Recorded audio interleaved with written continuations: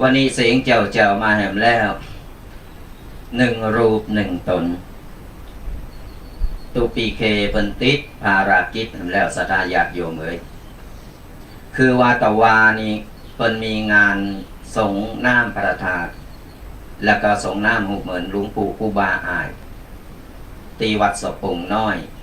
ทำแบบเงียบๆกันเอง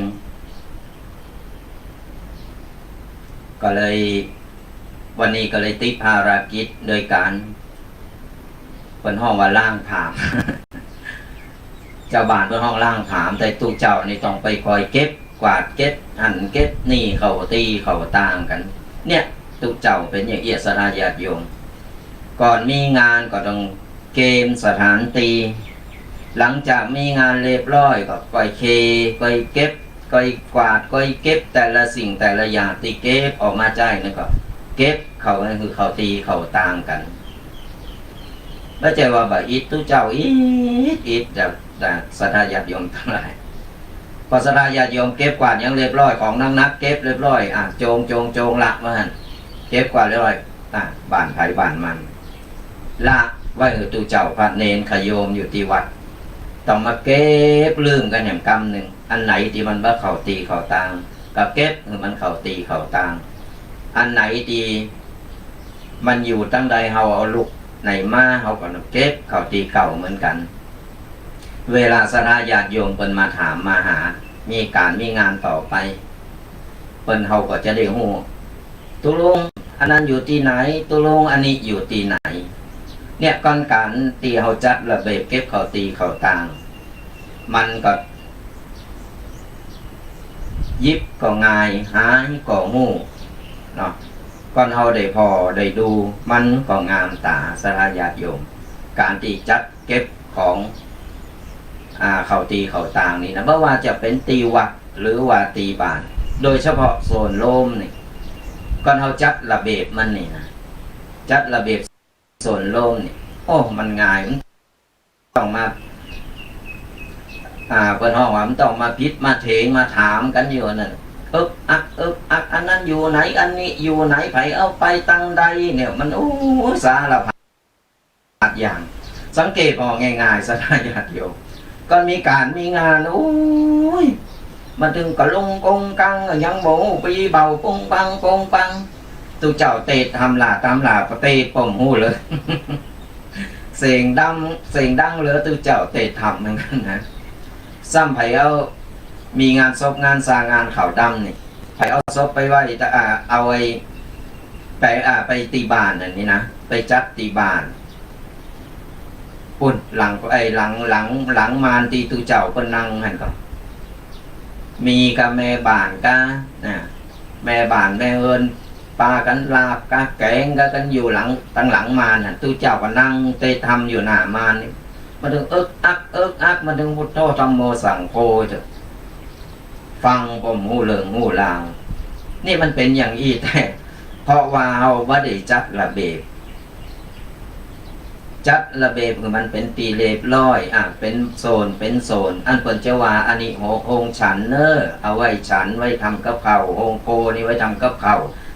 วเสร็จยกไปโฮงฉันจากโฮงฉันแบ่งเป็นอย่างในโฮงโคอันนี้ก็เหมือนกันในศรัทธาญาติโยมเวลามีการมีงานยืมโควัดยืมโคตังวัดไปยืมไปเรียบร้อยโอ้ง่ายแต่กำปิกมาถึงสัตว์บกหลาตำลาเตียวเขาเปิดตูเข้าไปเตียวไปอย่าไปเอาของก็มีตังเตียวกองอยู่หน้าประตูเนี่ยสุดท้ายมาก็นี่ป้นตูเจ้าพันเนนขโยมนี่ไปจัดเขาตีเขาต่างก่อนตูเจ้าบาจัดบาเยบาทำก็แม่บ้านมีการมีงานมาเปิดนะโฟโตตโมสังโฆตูเจ้าอยู่ยังบาดอกบาได้อยู่เพราะว่าเยบาการบาทำการทำงานไอ้ยังกะโปต้องมาถึงมาโล มันตึงอิดตึงขึ้นตึงลองสระญาติโยมเนี่ยการเป็นตูเจ้า มาตึงห้องหับอยู่นี่หมดแหละเนี่ยวันนี้ก็เอามาอูเป็นเบื้องต้นหรือศรัทธาญาติโยมว่าไผมีหน้าที่รับผิดชอบอย่างโซนไหนไว้อย่างใด หรือว่าไผมีหน้าที่ยังแบ่งหน้าที่กันไปเวลาตุเจ้าพระเนนเพิ่นไปเตดไปโสดไปทำพิธีอย่างต่างๆมันก็จะเป็นระเบียบเรียบร้อยคนตีเปิ้นมาพอคนตีเปิ้นมาฟังธรรมบ้านอื่นบ้านไกลเปิ้นมาโอ้ยบ้านนี้เปิ้นเป็นดีสามัคคีกันเนาะโอ้น่าเอาไปเป็นตัวอย่างนี่ป้อมมีเสียงป้อมมีอย่างมาลบโผนกำแล้วเวลาฟังธรรมก็ฟังเปิ้นตั้งใจฟังด้วยความสงบแต่ตั้งหลังโคนี่อักสมเตอก็มาไล่เห่าก็โลโอ้ยอย่างล่ำเลย ก็ฝากกันไว้เอาเริงไก่โตของเฮามามามาตักมาตายกันก็อย่างที่ว่าตุปีเควันนี้เปิ้นขอลากิจแห่งวันหนึ่งเพราะว่า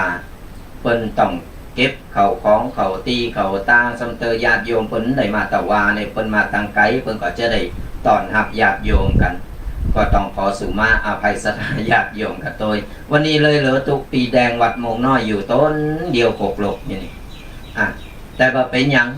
เฮาก็มามามาตักมาตายกันช่วงนี้ก็ผ่อนคลายกันไปแล้วเนาะสถานญาติโยมเริ่มผ่อนคลายกันไปเคอร์ฟิวก็เริ่มขยายเวลาไปละไปถึง4 ทุ่มจาก4 ทุ่มจาก5 ทุ่มนะจาก5 ทุ่ม23 นาฬิกาจาก5 ทุ่มไปจนถึงตี 3นี่เริ่มดีเริ่มฮดเริ่มหายก็ไปติ๊กแล้วเริ่มจะเข้าตีเข้าตามกันละอดใจเอากันหน่อยเนอะสถานญาติโยมอดใจกันหน่อยของอย่างอี้มันตึงว่าไผบ่ได้เนาะมันเป็นห้องว่ามันต้องลมตุกลมซุกตัวกันแล้วก็ต้องช่วยเหลือซึ่งกันและกันเฮาจะไปหันแก่โตเอากระใจโตเก่ามันก็บ่ได้เพราะว่าตึงเฮาอยู่ในส่วนโลกตึงใบคนกี่ล้านคนโลมกันอยู่ต้องแปลงใจเข้าหากันเพราะว่าต่างคนต่างก็วิกฤตเหมือนกัน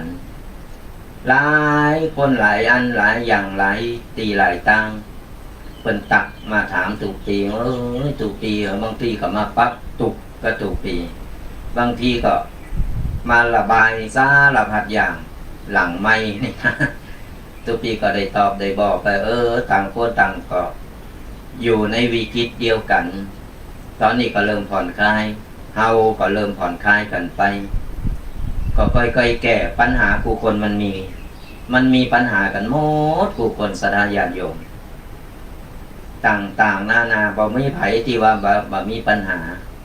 แต่ปัญหามันมีทางออกเสมอเพียงแต่ว่าเฮาใจความอดทนใจเวลาหน่อย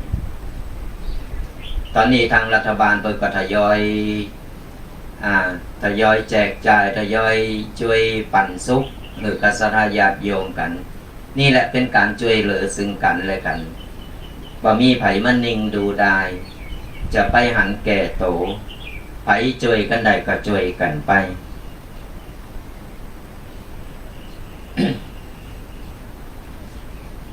ศรัทธาญาติโยมตีกำลังฟังอยู่ในขณะนี้ตอนนี้ก็ไปลืมเนอะทุกวันเสาร์มาพบปะเจอกับตุปีถึง2 ตนตุปีเคนิวัดสปุ่งน้อยเนอะศรัทธาญาติโยมบางคนก็บอกฮู้จักบางคนก็กำลังมาฟังส่วนตุปีแดงที่กำลังนั่งนี่อยู่วัดโมงน้อยอยู่ใกล้ๆพระเพิ่นฮ้องว่าวัดไก่วัดหิมกันวัดปีวัดน้องกันก็แต่ว่าตุปีก็ไปช่วยงานเพิ่นวันนี้ก็เลยปีกโตมาจัดอยู่คนเดียวแล้วเพิ่นก็ต้องรับแขกช่วยเหลือซึ่งกันและกันเนี่ยบ้านไก่เฮินเคงกัน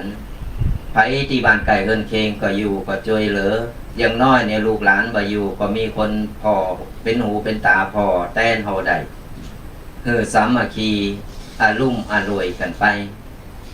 ทุกวันเสาร์นะตั้งแต่เวลา8 โมงหลังเคารพธงชาติไปแล้วจนถึง10 โมง2 ชั่วโมงเต็มๆนะศรัทธาญาติโยม2 ชั่วโมงเต็มๆพบกับรายการวาทธรรมกำยองสไตล์แบบสบายๆวาไรตี้ส่งถึงบ้านนะ มีหยังก็มาอู่มาเอ่ยกัน มีหยังก็มาปรึกษากัน กรรมใดหรือว่าติสนาญาติโยมเปิ้นถามมาตุปีตอบบ่ได้หรือว่าตุปีเคตอบบ่ได้ตุปีถึงสองก็จะไปถามครูบาอาจารย์แล้วก็จะเอามาเล่าสู่ศรัทธาญาติโยมฟังกัน ก็มีอย่างมาอู่มาเอ่ยพอที่จะช่วยได้ก็จะช่วยกันไปนะศรัทธาญาติโยมแต่มีอย่างเดียวสตังค์นี่บ่ต้องมาถามเนิ่มมีช่วยนะ ตุปีก็ไหวเหมือนกัน เพราะฉะนั้นเฮาช่วยทางใดๆที่บ่เดือดร้อนเฮาก็ช่วยกันไปทุกๆชีวิตศรัทธาญาติโยมคนเฮาเกิดมามันต้องผ่านร้อนผ่านหนาวผ่านสารพัดอย่างที่จะผ่านไผเกิดก่อนก็ผ่านมาก่อนไผเกิดทีหลังก็เกิดทีหลังทุกๆชีวิตก็จะได้รับบททดสอบต่างๆนานาบททดสอบอย่างใดก็คือบททดสอบชีวิตของเฮาเหมือนตึงวันนี้นะโลกใบนี้เหมือนโลกเหมือนเปิ้นห้องว่าเหมือนโรงละครตีคือเฮาในเกิดมาปุ๊บเฮาต้องมาโลดแล่นมายังไงเปิ้นห้องว่ามาใจกรรมใจเวรจากกรรมเก่าของเฮาบุญเก่าของเฮาที่ได้สร้างได้ทำเอาไว้เฮาก็เอาหลังจากที่เฮาไปจดใจในบนปรโลกหรือว่าบนสวรรค์กันมาเรียบร้อยแล้วหรือว่าไปทางใดก็ตามไปหับกรรมให้ใจกรรมจนหมดนั่นแล้วยังบ่หมดดียังเหลือเศษเสี้ยวของกรรมเพิ่นห้องว่าเศษกรรมจากเศษกรรมนั้นดลบันดาลคือเฮามาใจเศษกรรมในบนโลกมนุษย์ของเฮาเหมือนโรงละครในที่นี้ก็หมายถึงว่าเฮาต้องมาใจกรรมมาโลดแล่นมาใจบทบาทที่เฮาได้รับมาที่เฮาได้สร้างได้ทำและเฮาได้รับมาใจบนโลกนี้เพราะฉะนั้นแล้วต่างคนต่างชีวิตเลยเกิดเป็นคนเหมือนกันแต่ว่าใจชีวิตบ่เหมือนกันอย่างใดการใจชีวิตแต่ละคนบางคนเกิดมาในกล่องเงินกล่องทองบางคนเกิดมาร่ำรวยบางคนเกิดมาในถิ่นทุรกันดารที่ตกยากอดข้าวอดน้ำบางคนเกิดมาพอมีพอกินบางคนเกิดมามีกรรมกเวรหรือบางคนเกิดมาทุกกลภาพล่าเศษกรรมที่นักที่สุดก็คือเกิดมาเป็นสัตว์เดรัจฉานตึงมดตึงโมนนี่มันเป็นเศษกรรมสัทญาติโยมเศษกรรมเพราะว่าเฮาไปใจกรรมหลังจากตีแล้วเฮาได้ตายไปแล้วตายไปปุ๊บเฮาก็ไปใจกรรมที่เฮาได้สร้างได้ทำเอาไว้ตึงกรรมดีกรรมบ่ดีไผกรรมดีก็ขึ้นไปใจกรรมเป็นเทวบุตรเทวดาไปรับใจพระอินทร์พระพรหมอยู่บนสวงสวรรค์ก่อนไผกรรมสร้างกรรมบ่ดีสร้างกบาปสร้างกเวรก็ไปตกหมอนหกจดใจกรรมไปสารพัดอย่างไปโดนทุกข์ทรมานอยู่บนอยู่ในนรกกรรมไผกรรมมันจากนั้นแล้วหลังจากที่เราใจกรรมตั้งนรกหรือว่าบนสวรรค์เรียบร้อยแล้วครบกำหนดที่จะต้องใจเศษกรรมบนโลกมนุษย์ของเฮานี่แหละสถานญาติโยมอันสังเกตพอง่ายๆสังเกตอย่างไรก็คือเฮาสังเกตว่าบางคนเกิดมาทุกกลภาพบางคนเกิดมาเป็นรูปร่างอย่างรูปร่างอย่างอีบางคนเกิดมาพ่อมดกูสิ่งกูอย่างบางคนเกิดมาก็โอ้ยเป็นดีหักเป็นดีงามเป็นดีหล่อ ล้วนแล้วเป็นกรรมเป็นเวรที่เราได้สร้างได้ทำในจากที่แล้วเพราะฉะนั้นแล้วเนี่ยเอาหันไผดีไผรวยไผดีเปิ้นมั่งมีสีสุขเกิดมาพร้อมหมดกูอย่างเพราะนั้นเปิ้นสร้างกรรมดีไว้หนักเกิดมาเปิ้นจึง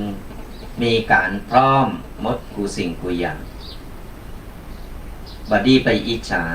บางคนนี่สรายาโยมโอ้ยรวยแล้วรวยแหมไปปอถูกหวยแหมถูกเป็นหูกี่โงดเป็นกี่โงดรวยสับรวยซ่อนนะเปิ้นว่าก็เพราะอะไรอย่างก็เพราะว่าเปิ้นสร้างบุญกุศลสร้างกรรมดีไว้หนักสร้างกรรมดีไว้หนักเปิ้นถึงได้รับผลดีรับกรรมดีในจากนี้บางคนเกิดมาตุกแล้วตุกแหมตุกบ่ฮู้จะตุกอย่างใดเลยก็เพราะว่าจากที่แล้วเขาทำกรรมบดีไว้หนักนี่แหละกฎแห่งกรรมสดายาโยมไผหลีกเลงหลีกหนีไปบ่ได้เรื่องกฎแห่งกรรมนี่นะพระสัมมาสัมพุทธเจ้าเพิ่นถึงได้บอกว่าคือมันทำทานรักษาศีลก็เพราะอย่างอี้แหละก็เพราะว่าเพิ่นอยากให้เฮาเนี่ยจะเกิดจากใดก็ตามเกิดมาสมประกอบเกิดมามีพร้อมหมดเกิดมามีความดีงามกุสิ่งกุอย่างแต่ก็นั่นคนตีกรรมหนักเปิ้นโจรไปวัดก็เอาไว้ก่อนเนอะเปิ้นโจรไปฟังธรรมก็โอ้ยเอาไว้ก่อนเร่งหลานอยู่เอาไว้แก่หน่อยก็ไปฟังเปิ้นโจรไปทำบุญเดี๋ยวตูเจ้าเอาไปใจสู้ลุยสู้ไล่กันนี่ก็ว่าเอาไปยานยางอีต่างๆนานาเพราะว่าเปิ้นห้องว่าบุญมีแต่กรรมบังบุญมีกรรมบังอย่างไรบุญมีก็คือมีคนมาโจรไปทำบุญโจรไปขึ้นสวรรค์โจรไปทำคุณงามความดีแต่กิเลสของกรรมกิเลสของกรรมก็เลยว่าไม่ต้องไปเนอะไม่ต้องไปเนอะตุปีเคยอู่กันว่าเคยอู่ฟังว่าคนเดียวมันจะมีสองรางอยู่ในร่างกายของเราคือคนดีกับคนบดีมันจะแฝงอยู่ในโตของเรานั่นก็คือกิเลส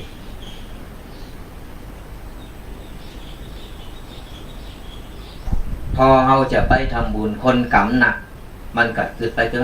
มาเดี๋ยวมีเวลาต่างๆนานาสุดท้ายแล้วมาหู้คิงน้ำแกงก็แห้งแก่โตมาโอ้ยหูอี้เนาะเพิ่นไปโจรไปจาดเมินก่ำไปหูอี้เนาะโอ้ยหันเพิ่นไปวัดกันโลพี่แม่เตียวบ่ได้ละไปมันได้ละตอนยังหนุ่มไปเตยยังแก่เตยนี่มันเป็นเพราะอย่างอี้แหละสัทธาญาติโยมในมือเฮามีโอกาสในมือเฮามีโอกาสจังใดก็คือเฮาครบ32ประการเฮามีพร้อมหมดเรื่องบุคลิกภาพเรื่องร่างกายของเฮาไม่ได้ทุกคนละภาพหรือว่าทุกคนละภาพแบบเล็กๆน้อยๆสามารถไปวัดได้สามารถทำบุญได้สามารถทำความดีได้เฮาก็มีโอกาสเล็กๆน้อยๆมี5 บาท10 บาทหรือบ่มีเฮายกมือไหวเฮาก็ได้บุญได้กุศลเหมือนกันนี่คือการสร้างความดีสร้างคุณงามความดีคือตัวโตเก่าสร้างสมบุญเอาไว้หนักๆสั่งส่งบุญเอาไว้ หอมเล็กหอมน้อยเหมือนน้ำมันยดลงในโอ่งนั่นแหละศรัทธาญาติโยมลดยดลงมาเตยปังเลอะเตยน้อยเตยน้อยเตยน้อยเมื่อนน้ำมันก็เต็มก็น้ำมันเต็มมันล้นแล้ว นี่แหละ คือบุญกุศลมันได้ล้นเต็มตีมันจะออกหรือมันจะส่งผลให้เราทันทีบัจจัยว่าไปหอม10 บาทแล้วมันผูกหวยออกวันนี้หอม10 บาทโอ้ขอถูกรางวัลที่1นะขออีแม่ถูกรางวัลที่1นะไปว่าสักเตอมันบ่มีสระญาติโยมหอม10 บาทไปขอรางวัลที่1ก็เปิ้นก็บ่ถูกหวยตู้เจ้านี่บ่ซักซิดทำไปก็จะอ่านหอมไปถึง10 บาทซื้อหวยก็บ่ถูกขออันนั้นก็บ่ได้ขออันนี้ก็บ่ได้เนี่ยนิสัยของคนมันจะไปได้อย่างไรขอหอม10 บาทปุ๊บยกมือโถมโหกราบแล้วกราบแหมอุ้ยหวนผู้หวยออกบอกหวยหึงกำเนอะแล้วไปเยการเยงานไปนอนเฝ้ารอหวยออกอยู่นั่นแล้วไผ่ที่ไหนมันจะไปช่วยศรัทธาญาติโยมบุญก็บ่สร้าง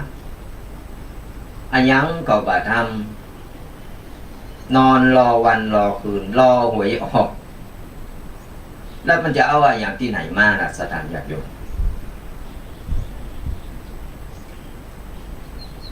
เฮาหวังได้แต่เฮาจะไปหวังเกินการที่ทำคุณงามความดีทำไปเติบเล็กๆน้อยๆไม่ใจว่าจะไปหอมไปหายไปหอมอันตามติต่างๆการทำความดีมันมีหลายอย่าง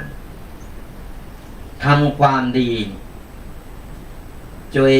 ถ้าเป็นหลอกอ่อนก็ช่วยพ่อช่วยแม่เยกการเยกงานทำไมทำนาดูแลพ่อแม่กันนี่ไผมีพ่อมีแม่ดูแลยามเพิ่นแก่เฒ่าไผมีพ่อมีแม่ก็เมินหรือวันผิดศีลวันพระวันใดที่เราออกใจก็ทำบุญทำต่างไปหาเพิ่นห้องว่าบ่ลืมบุญคุณบาอะกตัญญูต่อบุพการีหรือทำความดีอย่างอื่นช่วยเหลือซึ่งกันและกันช่วยเหลือพี่น้องช่วยเหลือเปิ้นฝูงช่วยเหลือเพิ่นโลมโลกผู้ที่มันด้อยโอกาสกว่าเฮาช่วยอย่างใดการช่วยนี่ก็มีหลายอย่างเหมือนกันนะช่วยเรื่องคือคำปรึกษาช่วยแห่งหรือว่าช่วยต่างๆเพิ่นมีกิจกรรมมีการมีงานในวัดในว่าหรือที่ไหนก็ตามเป็นจิตสาธารณะช่วยเหลือซึ่งกันและกันนี่เป็นการสร้างคุณงามความดีบัดใจว่าใจงานเฮาไปยการดีกว่าหันแก่โตอันนี้ไม่ได้ว่าไผสระยันโยเรื่องจริงมันเป็นอย่างอีกในเหตุการณ์ปัจจุบันถึงวันตุปีได้บอกแล้วว่ามีเล็กมีน้อยมีเรียวมีแรงช่วยยังก็ช่วยกันได้ช่วยกันไปช่วยเหลือซึ่งกันและกันเรื่องของกฎแห่งกรรมกฎแห่งกรรมอย่างตีตุปีว่าบางคนเกิดมากรรมหนักเกิดมาเป็นสัตว์เดรัจฉานบ่มีโอกาสได้ทำบุญกับเพิ่นตุปีเจอว่าศรัทธาญาติโยมหลายท่านคงจะเคยหันแล้วในคลิปต่างๆที่ว่าบ่ว่าจะเป็นจ้างก็เป็นไก่ก็เป็นโง่เป็นควายก็ตามเวลาเพิ่นจะฆ่าจะแกงหู้โตแต่อู้บ่ได้หู้หมดกูอย่างหู้แล้วกูจะโดนฆ่าหาตีเปิงตีไหนบ่ได้มีโอกาสหนีล่นหนีเข้าวัดเข้าว่าบางอย่างสัตว์บางอย่างนี่เหมือนกันโดยตูเจ้า ตอบแทนตีว่าตุเจ้าได้หือตีอยู่ตีกินได้ป้นจากการตีว่าเปิ้นจะขาจะแกงช่วยเหลืออย่างใดช่วยเหลือด้วยการเป็นหมานี่ก็บางทีก็ไปบิณฑบาตก็เปิ้นกราบซ่ากราบนี่ไปก็เปิ้นอย่างที่หันให้คิดเป็นโง่เป็นควายบางทีก่อนจะไปเยไฮเยนานี่มีตีประเทศเปิ้นบาททุกปีไปหันมาก่อนจะไปเยไฮเยนานี่นะเปิ้นจะไปกราบโดยการคุกเข่ากราบพระเจ้าก่อนแล้วก็ไปเยไฮเยนาอันนี้เรื่องจริงเขาตอบแทนบุญคุณเข่าป่าอาหารตอบแทนบุญคุณตีเปิ้นเล่งดูเนี่ยในเมื่อเรามีโอกาสใส่บาตรทำบุญมีโอกาสเตียวไปวัดไปวาได้เราก็ควรจะทำบัดนี้ละบัดนี้ปล่อยโอกาสไว้เพราะว่าเราวันไหนไม่ต้องไปละเลี้ยงหลานอยู่เดี๋ยวศีลหน้าก็ไปเนาะเดี๋ยวหนูแก่ให้หน่อยก็ไปเรายังบอกหู้เลยว่าเราจะอยู่รอดก่อนจะอยู่ถึงขนาดนั้นก่อนเพราะชีวิตคนเราถึงวันคำบังเพยเปิดถึงได้ว่าหู้วันเกิดแต่บอกหู้วันตายลาทำลาหันหน้ากันอยู่มาถึงชั่วโมงตายละเนี่ยมันเป็นอย่างอี้มันแบบมีนิมิตหมายการตายของคนนี่สถานญาติโยมเพราะฉะนั้นแล้วในมือเรามีโอกาสเราไปทำจะทำบุญตีบาตรก็ได้ตีวัดก็ได้หรือสถานที่ต่างๆก็ได้เป็นการทำคุณงามความดีเราทำแล้วบุญกุศลก็จะเกิดกระจายเราบุญกุศลก็จะสั่งสมไว้แล้วมันจะมาออกดอกออกผลแห่งกรรมหนึ่งในเมื่อบุญนั้นเราทำได้ถึงตีแล้วเต็มตีแล้วตึงมดตึงโมนก็เป็นห้องว่าเป็นกรรมเป็นเวรในเมื่อเราเกิดมาเรามีโอกาสเราบดีประมาทในการใช้ชีวิตในการใช้ชีวิตอย่างไรเราหู้นี่เรามีสมองตีว่าเป็นห้องว่าคนเป็นสัตว์ประเสริฐมีสมองติคิดมีสมองที่จะทำอย่างสัตว์เดรัจฉานนี่มันแบบมีสมองตีจะไปคิดตีจะไปทำหรือว่ามันคิดได้แต่ก็บ่มีโอกาสนี่ก็ฝากกันเอาไว้สถานญาติโยมเรื่องของกฎแห่งกรรมนี่บางคนนี่สถานญาติโยมเกิดมาตุปีอย่าได้ล่ำเลยลูกก็บ่โพดบ่พายมีลูกก็เปิ่น2 คนเอากากินกาแอวเปิ้งก็บ่ได้ไปพ่อมาขอสตางค์อยู่ติ๊กลูกกรรมลูกเวรบางคนก็ตุปีอย่างใดดีก็ละอ่อนมูนี่มันเยอะบ่อยู่ถอยฟังกรรมหลายอันหลายอย่าง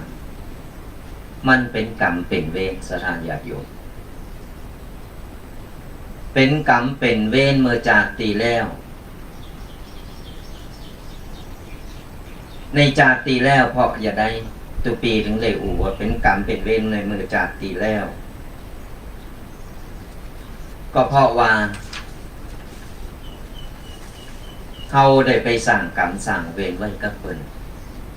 สร้างกรรมสร้างเวรไว้กับเพิ่นจากที่แล้วเขาอาจจะเป็นอะไรยังก็ได้ที่เขาได้ไปรังแกได้ไปทำไปคำไปเขเพิ่นไว้จากนี่มันก็มาโตยมาสานเพิ่นห้องเจ้ากรรมนายเวรเจ้ากรรมนายเวรมีแบบเป็นคนมีแบบ เป็นมนุษย์เป็นคนอย่างไรก็คือเจ้ากรรมนายเวรที่เป็นคนก็อย่างที่ศรัทธาญาติโยมได้ฮู้ได้หันนี่มีลูกก็มาคำมาเขบางคนก็มีโผมีเมก็มาคำมาเขกันพีดโผกันตึงวันโผเพศเมผีบางคนเป็นปอเป็นลูกเป็นแม่เป็นลูกกันก็มาฆ่ามาแกงกันเองยังเป็นข่าวตึงวันบัดเดียวสังเกตพอนะศรัทธาญาติโยมสังเกตพอง่ายๆปอขาลูกลูกขาปอปอขาแม่แม่ขาลูกศูนย์ศูนย์อันกันอยู่สมัยก่อนแบบมีนะแบบโอ้ยกว่าจะได้ข่าวนี่เป็นลูกทูตลูกทรพีนี่นะเป็นข่าวนี่แบบมีเลยแทบจะแบบมีแต่บาเดียวนี่ตึงวันมีตึงวันศรัทธาญาติโยมก็ว่าเข้าใจเหมือนกันนะ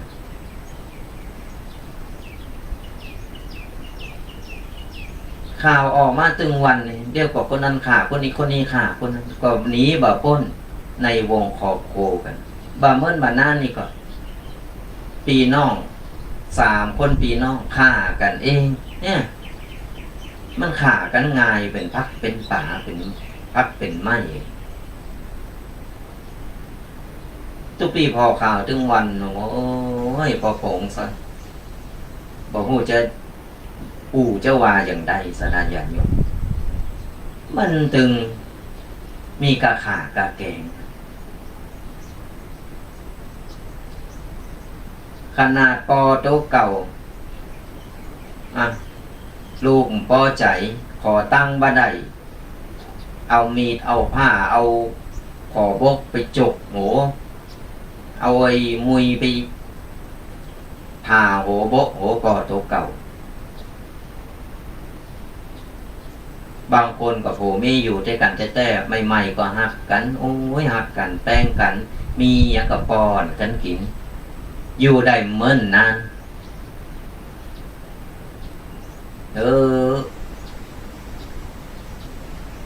ยังบาตั้นอันหยังเลยแต่งกันฆ่ากันแล้วมันหักกันอย่างใดมันเข้าใจเนี่ยล้นแล้วแต่เป็นกรรมเป็นเวรเปิ้นห้องว่ากูกรรมกูเวรหรือว่าเจ้ากรรมนายเวรตีไปเฮาหันนี่แหละคือเจ้ากรรมนายเวรมาจดใจกันมันจะมีอายตนะที่ดึงดูดเข้ามาผูกพันกันเข้ามาหากันแล้วมาใจกรรมใจเวรด้วยกัน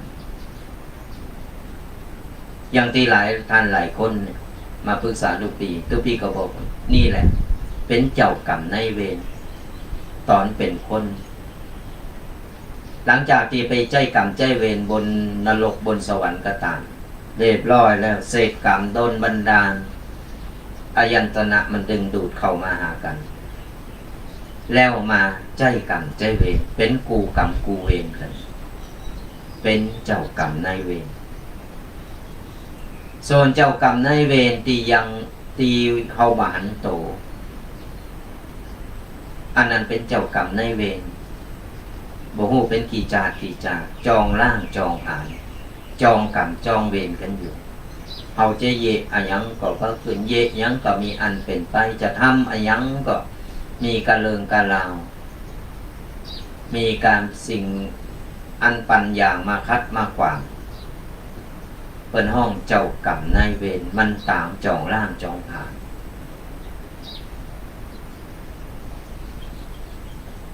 มันตามเฮากูพบกูจาหลังจากที่เด็กฆ่ากันไปฆ่ากันมาเย็กกันไปทำกันมาสุดท้ายมันกับ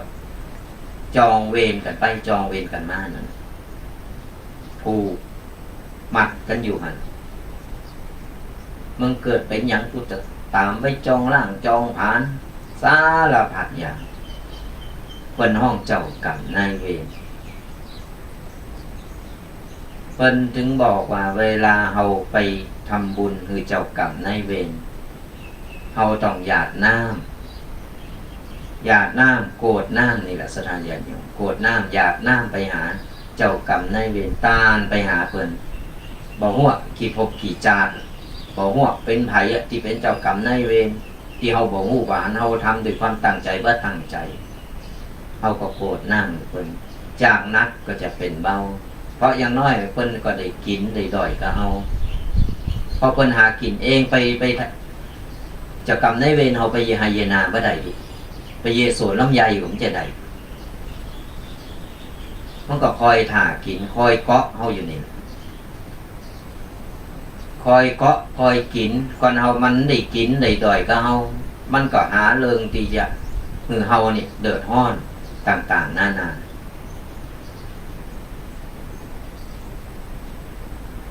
อันนี้เจ้ากรรมนายเวรตีเฮาบาหันโตหันตนกูพบกูจานมันจะติดตามติดสอยหอยตามเฮาไปก็มันได้กินนะก็เฮาได้ตานไปหาได้อุทิศผลบุญกุศลไปหามันกินไอของสิ่งของที่เฮาตานไปหานั่นมันได้กินมันอิ่มมันก็จะช่วยเหลือเฮามันก็จะผ่อนคลายจากนักเป็นเบาของเฮาได้แต่มันล่างหนีกรรมกันไม่ได้นอกจากมันจะเบาบางเจอจางเข้าไป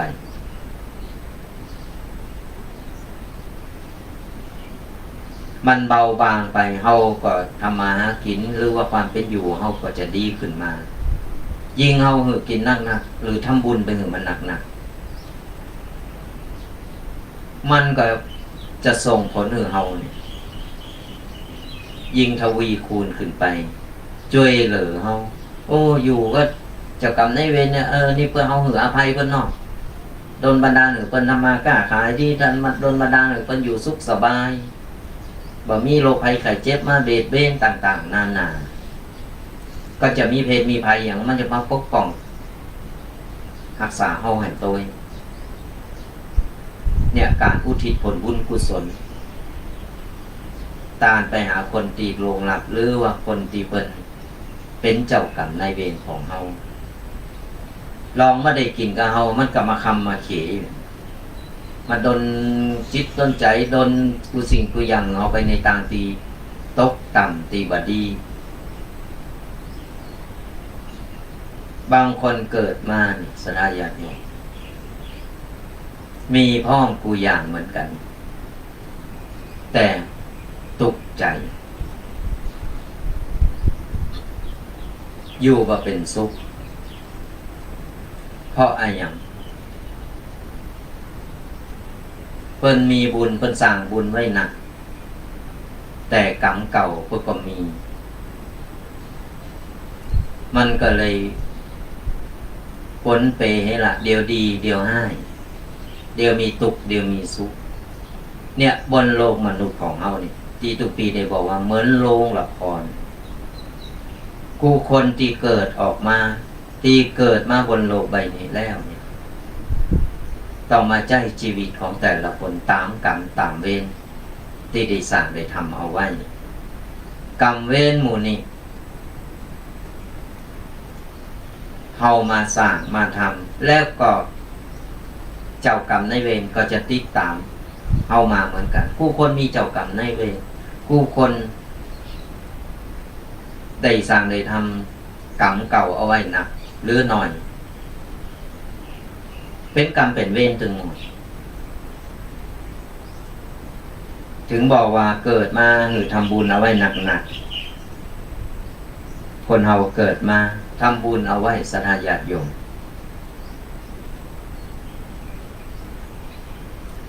เพราะว่าถ้าบุญกุศลของเฮาเนี่ยเฮาสั่งสมไว้สิ่งดีๆมันก็จะโตยมาหาเฮาบางคนเกิดมาใจกะกรรมกะเวรบ่มดบ่เสิงก็เพราะกรรมเก่าของเพิ่นนี่ได้สร้างกรรมสร้างเวรไว้หนักสัมเตอเกิดมาลูกโอ้ยลูกหักลูกกตัญญูลูกเพิ่นดีแสนดี อันนี้ก็เป็นกรรมเก่าที่เพิ่นได้สร้างได้ทำกันไว้พอจาตีแล้วคนที่เป็นพ่อเป็นแม่อาจจะเป็นลูกเพิ่นมันได้ผูกพันกันมาได้สร้างกรรมดีกันมาจานนี้ก็เลยมาตอบแทนกันเป็นลูกที่หักลูกที่ดีที่พร้อมผู้สิ่งผู้อย่างดูแลพ่อแม่จนถึงที่วาระสุดท้ายบางคนลูกอย่างที่ว่าบ่เอาไหนเลยกินแอลเล่นด่าพ่อด่าแม่ตีพ่อตีแม่พอจากตีแล้วเขาก็ได้ไปทำบนไหวเหมือนกันจานนี้เขาก็ได้ผลตอบแทนอันนี้เป็นห้องเจ้ากรรมนายเวรแบบเป็นคน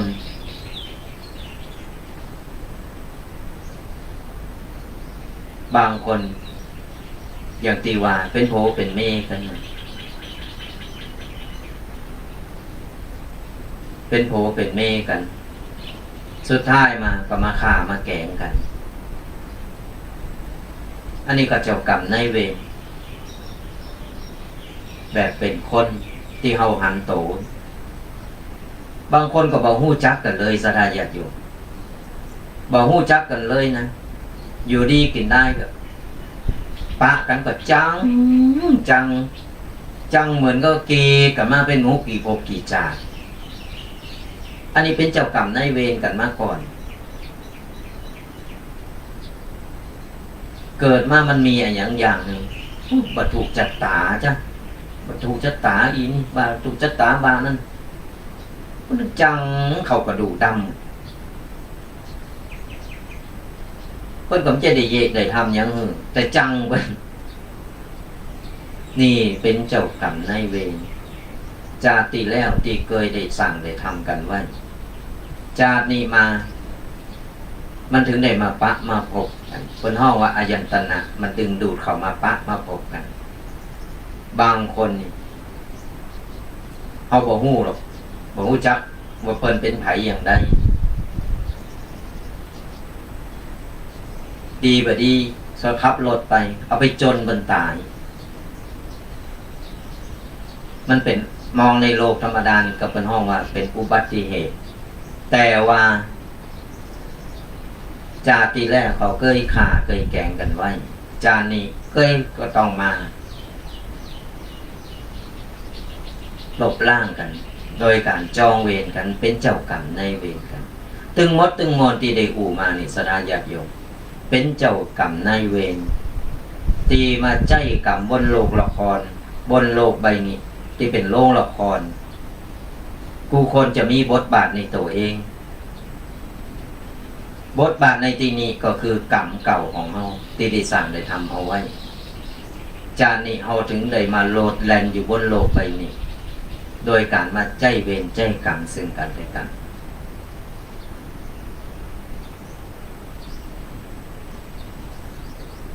เนี่ยสาธาญาติโยมวันนี้ยาได้ทุกปีถึงได้เอาเรื่องวันนี้มาหูเพราะว่าไปหันตึงวันนี่ทุกปีพอนะไปปงไปหันหลายๆสิ่งหลายๆอย่างแล้วก็หลายๆคนมาปรึกษามาอู่ทุกปีก็เลยเอามาอู่มาเล่ากันสู่กันฟังบางคนเกิดมานี่สระญาติโยมเกิดมาอย่ามาตั้งอย่างพ่อแม่ต้องมาเลี้ยงจนพ่อใหญ่จนพ่อเกิดมาแต่ทำอย่างไม่ได้เป็นพิกลพิการต้องมาคอยดูแลคอยเล่งดูจนแก่จนเฒ่าหันแล้วก็เป็นดีเห็นดูนั่นก็เป็นกรรมเป็นเวรของเพิ่นจากก่อนที่เป็นกรรมเป็นเวรกันมาคนเฒ่าว่าเก่าสังเกตก่อนนะคนเฒ่าว่าเก่านี่เพิ่นว่าใดเพิ่นว่าโอ้ยมันเป็นกรรมเป็นเวรน่ะอย่างล่ำเลยเนี่ยถึงได้มาเป็นอย่างนี้นี่แหละคือกรรมเวรเจ้ากรรมนายเวรซึ่งกันและกัน เขาจะมีวิธีทำอย่างใด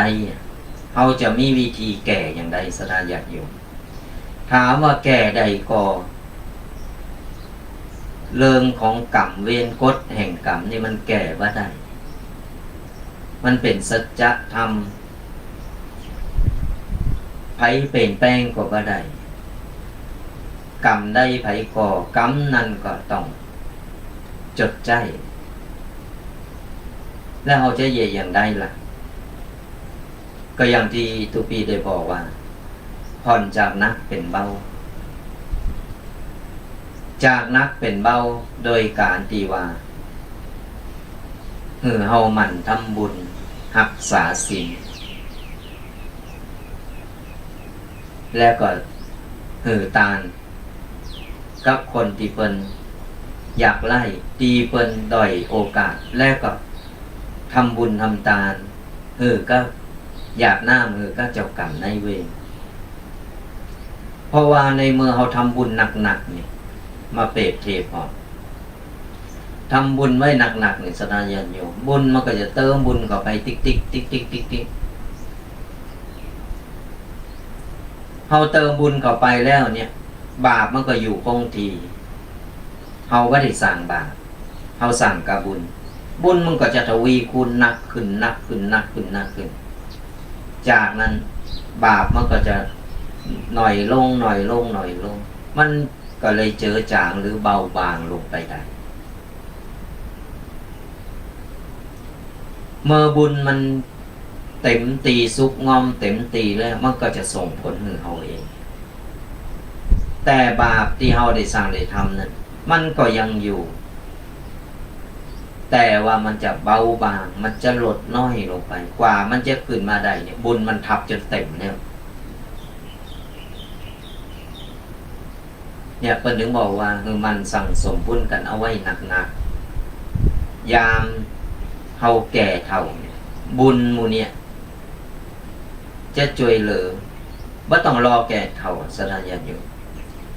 บุญมันจะคอยช่วยเหลือ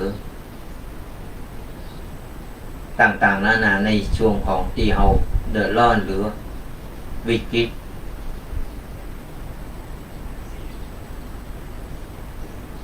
บางทีอย่างที่เฮาได้หันในคลิปบางทีนี่นะหัน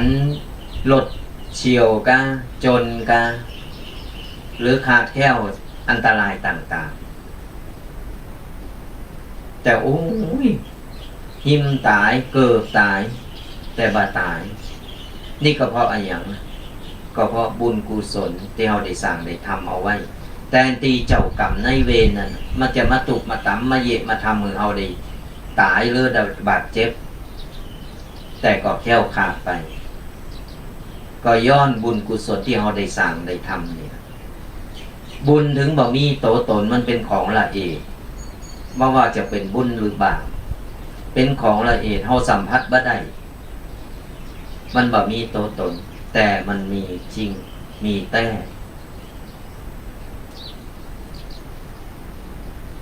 อย่างที่เราได้หันหรือว่าอย่างที่ทุกปีได้เกินได้กูฟังว่า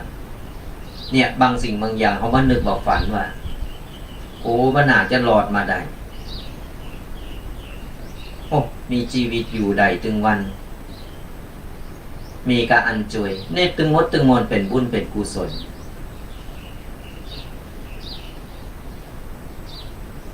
เนี่ยได้ฟังแล้วได้อู่แล้วศรัทธาญาติโยมก็สามารถที่เอาไปอู่ไปเล่าสู่ลูกหลานได้ฮู้ได้ฟังได้เข้าใจละอ่อนก็จะได้นำไปปฏิบัติตามเฮาก็จะได้บุญได้กุศลเหมือนกันบุญกุศลอย่างใดโดยการเฮาได้คือธรรมะเอากรรมอู่ครูบาอาจารย์ต่างๆนานานี่ศรัทธาญาติโยมที่เพิ่นมาอู่มากรรมใดดีเฮาก็เก็บเอาไว้แล้วก็เอาไปปฏิบัติและสั่งสอนลูกหลานเป็นการเผยแผ่ธรรมะเหมือนกันบ่จำเป็นต้องเป็นตู้เจ้าพันเนรที่จะต้องมานั่งคือธรรมะกับศรัทธาญาติโยมศรัทธาญาติโยมก็มีโอกาสสร้างบุญสร้างกุศลจากคนที่เพิ่นบ่ฮู้เพิ่นก็จะได้ฮู้ได้หันจะได้เข้าใจว่าเป็นว่าอี้เนาะ เป็นว่าอันเนาะเนี่ยบุญกุศลมันก็เกิดตุปีจะยกตัวอย่างหนึ่งอย่างตอนที่ตุปีอยู่กรุงเทพสระญาติโยมอยู่กรุงเทพยังไม่ได้โบสถ์ตอนนั้นตุปีไปทำงานอยู่เป็นฮอตไลน์หนึ่งเกี่ยวกับฮอตไลน์คลายทุกข์ฮอตไลน์คลายทุกข์จะได้คือคำปรึกษากับคนที่เปิ่นมีตุกข์กับคนที่เปิ่นมีปัญหาเปิ่นจะโทรศัพท์เข้ามาปุ๊บมาในตีศูนย์ฮอตไลน์แล้วก็มาปุ๊บก็จะมีเปิดที่ทำงานเนี่ยคนละแผนกใครถนัดแผนกไหนเปิดก็จะโอนสายจากโอเปอเรเตอร์นี่ไปหือกะคนที่ถนัดเรื่องคนที่คิดขาโต๊ะตายกะคนมีปัญหาเรื่องกฎหมายเรื่องต่างๆนั่นน่ะแผนกไปแต่ตัวปีอยู่ในแผนกของการที่ว่าคนที่ขาโต๊ะตายคือขาโต๊ะตายมีอยู่เคสหนึ่งที่จะเอามาเล่าสืบสวนสถาญาติโยมได้ฟังกันเป็นความรู้และเป็นแบบอย่างคือมีอยู่เคสหนึ่งเป็นแม่หญิงเพิ่นกำลังจะฆ่าตัวตายโดยจะไปกระโดดน้ำที่สะพานพุทธก่อนที่จะตายเพิ่นไปที่สะพานพุทธเรียบร้อยแล้วเพิ่นโทรศัพท์เข้าไปที่ศูนย์ฮอตไลน์โทรศัพท์เข้าไปปรึกษาไม่ได้ปรึกษานะแต่ว่าเพิ่นไปฝากบอกกับคนต่างบ้านอันนี้เป็นคนต่างภาคอีสานเพิ่นน้อยอกมองใจเรื่องมาทำงานอยู่กรุงเทพก็โผอยู่ไปอยู่มาพิษโอกาสก็เมก็น้อยใจน้อยอกมองใจละเอียดจะไปฆ่าตัวตายไปโดดน้ำตายตีบ้านเพิ่นก็อยู่บ้านนอกพุทธแต่มาทำงานพิษกันเต้าอันสนายันอยู่จะไปฆ่าตัวตายแล้วก็โทรเข้าไปเพิ่นงอนเพิ่นบอกเพิ่นบ่อู่กับโผเพิ่นนะโทรศัพท์เข้ามาปุ๊บฝากบอกเหมือนโผเจ้ากำเบอร์นี้เนอะโทรไปบอกเพิ่นกำว่าเดี๋ยวนี้กำลังจะฆ่าตัวตายโพโทนโมสังโฆสทายัดอยู่ยังโหงเพิ่นอยู่นะแต่งอนเพิ่นแห่งตัวนี่งอนเพิ่นแล้วก็แต่ฝากคือตุปีตอนนั้นยังไม่ได้โบสถ์ตึกฝากบอกคือว่าคุณพี่ช่วยฝากบอกเบอร์โทรศัพท์เบอร์นี้หน่อยนะคนชื่อนี้นะว่าตอนนี้อยู่สะพานพุทธกำลังจะฆ่าตัวตายจะโดดน้ำตุปีก็เลยถามเดียวกันจะโดดอย่างนะบ่วาแล้วนึกอย่าได้จะไปโบสถ์ขอฟังกรรมหนึ่งก่อนเราฟังหน่อยเหรอเพราะว่าเราอย่างอันอย่างอี้น้อยอกมองใจโผอย่างอันอย่างอี้ต่างๆนั่นน่ะตุปีก็เลยบอกเอาละฟังแล้วเป็นได้ละลำเดียวนี้ตัดสินใจจะฆ่าตัวตายกะเพิ่นก็บอกจะตายประเดียวนี้ยืนอยู่กลางสะพานพุทธแล้วตุปีเดียวก่อนจะกระโดดเนี่ยแล้วตีบานนะได้บอกเพิ่นละตีบานนอกเพิ่นก็บอกว่ายังไม่ได้บอกแล้ววันก่อนเฮาจะตายเนี่ยบ่ว่าหรอกเนอะแต่ก่อนตายเนี่ยย่อมโทรไปบอกพ่อกับแม่ก่อนนะว่าจะตายแล้วเนอะแล้วไปบอกยังโผพ่อแม่เป็นเร่งมาแล้วพ่อแม่เป็นอยู่บ้านนอกเพิ่นก็หวังคือตึงหากับลูกเนี่ยแล้วยังพิษกับโผแล้วจะมาฆ่าตัวตายแล้วพ่อแม่จะอยู่อย่างไรแล้วลูกเพิ่นมีลูกด้วยกันเนี่ยแล้วลูกที่พ่อแม่เร่งอยู่นั่น มันใหญ่ขึ้นมาแล้วแม่ไปฆ่าตัวตายเนี่ยมันจะเกิดอย่างไรแล้วมันจะอยู่กับไผเพิ่นเร่งเฮามาจนใหญ่จนมีลูกมีโผได้แต่พอมาพิษกับโผตัวเก่าจะฆ่าตัวตายเอาลูกไปเพิ่นเร่งเนี่ยสถาญาติโยมเกิดพอดตัวปีก็บอกก่อนจะตายโทรไปเองเนอะโทรไปบอกกับพ่อกับแม่แล้วก็บอกกับลูกโดยว่า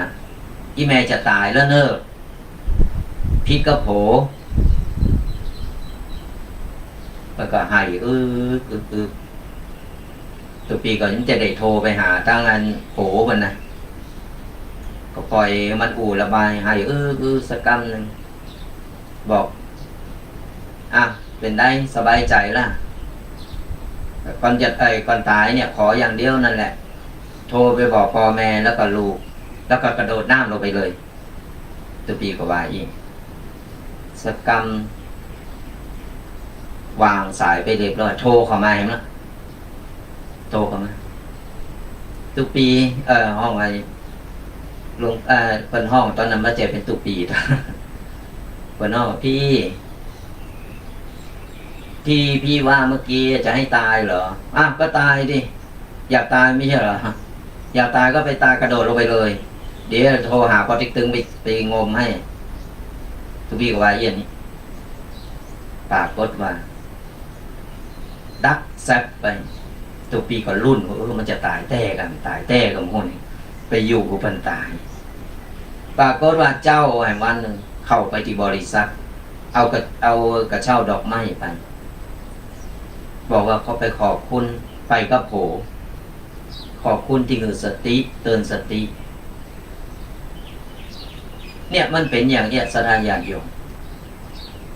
อันนี้เอามาเราสู่เป็นเคสที่ว่าสถานญาติโยมได้ลองกึดและลองไปพิจารณาพอว่ากูสิ่งกูอย่างมันเป็นบทเรียนกูสิ่งกูอย่าง การที่เฮาได้ผ่านมาใหญ่มาถึงวันเนี่ยเฮาผ่านมาถึงวันเนี่ยมันเป็นบทเรียนเฮาถึงโมนเป็นบทละครที่เฮาได้ต้องได้ทำเองได้สร้างเองได้คิดเองโดยบ่มีไผมากำกับเฮานอกจากกรรมเวรที่เฮาได้สร้างได้ทำเอาไว้การที่เฮาได้เผยแผ่การที่เฮาได้สร้างได้ทำได้ช่วยเหลือคนมันเป็นบุญเป็นกุศลอย่างที่ทุกปีได้บอกนี่แล้วบางคนถามคนจะตายแล้วไปอยู่บนตายก่อนที่เฮาจะอยู่บนตายเพิ่นฮ้องว่าใจจิตวิญญาณในกันก็เพิ่นสังเกตพอตำโนดทหารตำโนดเวลาเพิ่นเกกล่อมคนให้ต่างๆนั้นนะเพิ่นมีวิธีการของเพิ่นของทุกปีก็มีวิธีการโดยการเพิ่นเตือนสติเพิ่นนึกถึงพ่อแม่นึกถึงลูกเพิ่นมันเป็นจุดที่ว่าพอเพิ่นนึกขึ้นได้เขามีลูกคนบางทีนี่กำลังเกตนี่นะสระญาติโยมกำลังเกตกำลังโมโหกำลังมีอารมณ์ที่ฉุนเฉียวนี่นะบางทีมันลืมกึดไปถึงพ่อถึงแม่ถึงครอบครัวใจมันอยู่กับโผมันนี่ใจมันอยู่กับโผเกตโผอย่างอันอย่างนี้ทุกคนว่าในสมองมันมามีแหละเพิ่นฮ้องว่าขาดสติในชั่ววูบในการตีว่ากึดอย่างเดียวกูจะตายหรือใดแต่เฮาใจในการเอาธรรมะเข้าไปประกอบเอาหลักมนุษยธรรมเนี่ยเข้าไปลงโดยการเตือนสติเพราะคนเฮามันต้องหักลูกหักพ่อหักแม่แต่ตอนนั้นลืมแต่พอลืมไปแล้วเขาไปเตือนมีคนไปเตือนสตินึกขึ้นได้นั่นแหละมันถึงได้เอากระเช่ามาขอบคุณโอ้ยมาขอบคุณตึงโผตึงเม เหมือนกันสดาญาติโยมเมื่อสดาญาติโยมกำลังฟังตุเจ้าพระเนรครูบาอาจารย์ทุลุกทุกตนตีเปิ้นมาหืดธรรมะเฮาก็สามารถเอาธรรมะตรงนี้ที่เฮาจับใจความได้ที่เฮากินใจฟังแล้วฟังแล้วดีเนาะตุเจ้านี่เปิ้นอู่เนี่ย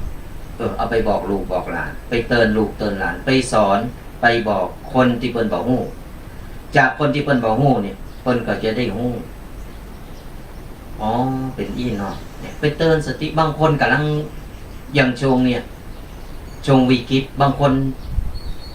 กึดบ่ออกมามีตังออกสลายอยู่บ่มีตังที่จะออกก็คือบ่ฮู้จะกึดบ่ออกแล้วมันมืดไปหมดต่อไปจะใช้ชีวิตอย่างไรจะอยู่อย่างไรนี่แหละมันกึดบ่ออกพอบ่ออกปุ๊บเขาก็เอาธรรมะเอาข้อคิดต่างๆที่ครูบาอาจารย์หลายรูปหลายตนที่เปิ้นได้มาคือธรรมะเขาก็เอาธรรมะเก็บเอาธรรมะหมู่นี้รวบรวมเรียบร้อยแล้วปุ๊บเขาก็สามารถที่เอาไปบอกบัดเดี๋ยวมันเป็นอย่างอี้เนอะเฮาต่างๆนานานี่แหละจากเปิ้นว่าได้ได้ระบายก็เฮามาแล้วแน่นอนเปิ้นก็จะใจดีใจบ้านขึ้นมาคนเฮาเวลาโมโหหรือยังนะมันเคยยังปล่อยมันไปเถอะมันได้ระบายมาแล้วเนี่ยบอกพอมันมอยมันอิดมาเนี่ยมันจะมันนึกขึ้นได้สติจะปีกมาแล้วสังเกตพอเถอะโพเม่เนี่ยโพเม่ลองพิษกันนะปึ๊กปักพิษรุนแรงต่างคนต่างรุนแรงหากันก็ที่นี่ก็ความรุนแรงก็เกิดไปฆ่ากันแก่กันแต่บางคน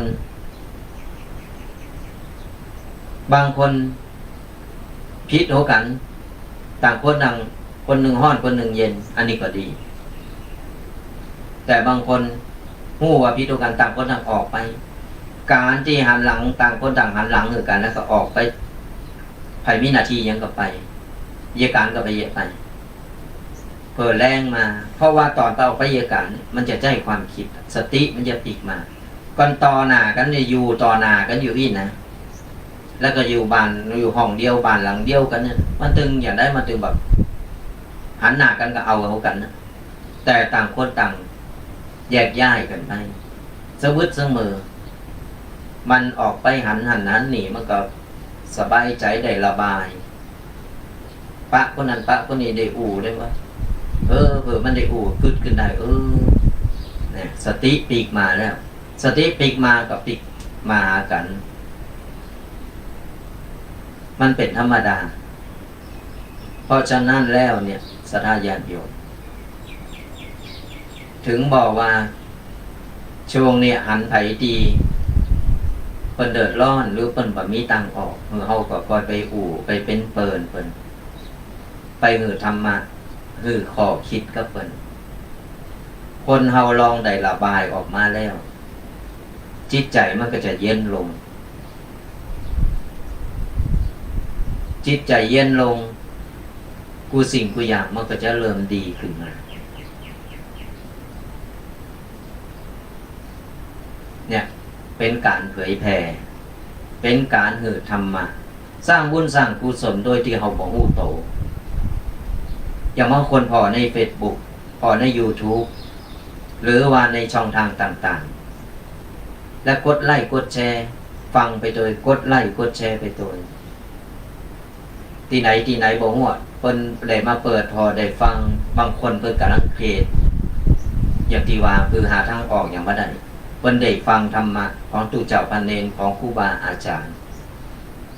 เพิ่นได้ฟังเพิ่นได้ข้อคิดขึ้นมาเฮาก็ได้บุญได้กุศลก็เพิ่นก็กลับเนื้อกลับโตมาได้เพิ่น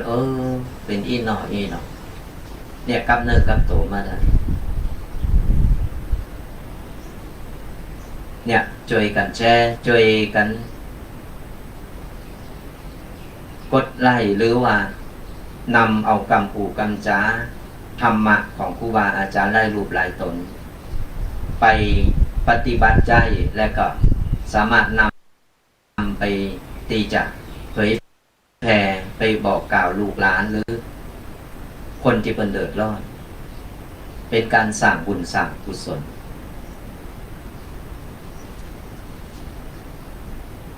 อูมาก็เป็นชั่วโมงนั่นแหละศรัทธาญาติโยมยังเหลือเวลาอิ่มชั่วโมงกันศรัทธาญาติโยมตีมีปัญหาหรือว่ามีภูมิหูภูมิธรรมที่จะมาอู่มาเอ่ยหรือมาตักมาตายมือกับลังใจก็ทุกปีก็สามารถโทรเข้ามาได้เนอะโทรเข้ามาตีหน้าไมค์ของเรามาอู่มาเอ่ยมาตักมาตายกันตีเบอร์โทรศัพท์จดไว้เนอะเบอร์โทรศัพท์082245ก็มาอู่มาเอ่ยมาตักมาตายกันได้เป็นได้ทุกปีมาคนเดียวบางคนก็กำลังเข้ามาพอเนาะทุกปีวันนี้อยากได้เสียงเจ้าอยู่คนเดียวอย่างที่บอกก็คือทุกปีเเปิ้นติดภารกิจตะวาเปิ้นมีงานเนาะเปิ้นมีงานส่งน้ำแบบภายในของเปิ้นแล้ววันนี้ก็เลยเก็บของเข่าตีเข่าตางก็เลยไม่มีเวลามาเลยปล่อยตุปีเหงาอยู่คนเดียวนี่ เลยปล่อยตุปีแดงเหงาอยู่คนเดียวก็ตากตายกันมาได้มาอู่มาเอ่ยกันทุกวันเสาร์นะศรัทธาญาติโยมแนะนำโตกันให้หน่อยบางคนหลายวันหลายเสาร์แล้วที่ถามทุกปี2 ตนนี่มาอย่างได้ไปอย่างได้เนี่ยกำลังมาหันอย่างที่บอกก็คือทุกวันเสาร์ตั้งแต่เวลา8 โมงหลังเคารพธงชาติไปแล้วจะมาพบปะกับตุกปี2 ตน 2 ลูกสไตล์แบบสบายศรัทธาญาติโยมอูแบบเข้าใจง่ายแบบกำยองเนี่ยกำยองกันนอกวาทะธรรมกำยองตุกปีเคอยู่วัดสปุงน้อยตุกปีแดงวัดโมงน้อยนี่มาอู่มาท่องมาอู่มาเอ่ยมาเราสู่ศรัทธาญาติโยมฟังกันอันนี้เป็นรายการธรรมะตีวาแบบสบายอู่แบบเข้าใจกันง่ายเนี่ยก็ฟังกันได้ตั้งแต่เวลา8 โมงจนถึง10 โมงเมื่อเดียวเพิ่งขยายเวลามา10 โมงเพราะเวลาอู่กัน2 ตนนี่นะกูท่องกันนี่จะรู้กันอู่ วันนี้เพิ่นเลยปล่อยอยู่คนเดียว เหงาอยู่คนเดียวนี่มาเดียวต้องใส่หลักคออยู่หัน หรือว่าเยการอยู่กับบ่ฮู้ เนี่ยศรัทธาญาติโยมมาอู่มาเอ่ยมาตักมาตายมีอย่างมาเล่าสู่กันฟังเป็นอย่างได้พองกาห้อนกานี่ก็มาอู่มาเอ่ยกันยังมีเวลาเหลือให้หลายนาทีอยู่ตอนนี้กำลัง9 โมงปลายหน่อยเดียวมีเวลาถึง10 โมงนี่โทรกันมาได้ศรัทธาญาติโยม0926112245โทรกันมาได้โทรมาอู่มาเอ่ยมาตักมาตายกันอีแม่ฟังอยู่ตั้งนี้เนอตั้งนั้นเนอฟังชัดก่อว่าชัดก่อหรือว่าใครทุกปีถึง2 รูป 2 ตนนี่เอาอย่างมาอู่มาเอ่ยก็สามารถตักตายกันมาได้โทรมาตอนนี้ก็จะเปิดสายหน้าไมค์ไว้ให้ศรัทธาญาติโยมได้มาอู่มาเอ่ยกันระหว่างรอสายหน้าไมค์ทุกปีก็จะได้เอานิทานจาดกเรื่องนาง5 บาทมาให้ศรัทธาญาติโยมมาเล่าสู่ศรัทธาญาติโยมได้ฮู้ได้ฟังกันนาง5 บาทเป็นอย่างใดก็ได้กว่ามาฟังหรือใครมียังก็สามารถโทรเข้ามาได้นะศรัทธาญาติโยม ขึ้นชื่อว่านาง5 บาทบางคนก็ได้ฟังได้ฮู้หรือว่าได้ฟังจากครูบาอาจารย์หลายรูปหลายตนมาแล้วแต่วันนี้ตุปีก็จะเอามาเตือนความจำกันอย่างกันหนึ่งว่าบางคนก็ไม่ได้ฟังบางคนก็ได้ฮู้แต่คนที่ฟังแล้วก็ฟังใหม่บ่เป็นอย่างเพราะว่านาง5 บาทนี่เป็นนิทานจาดกที่เอาไว้เป็นคติธรรม สอนใจที่เอาไว้ประดับสติปัญญาเป็นข้อคิดและนำไปใช้ในชีวิตประจำวันโดยการที่เราใช้ชีวิตโดยบ่ประมาท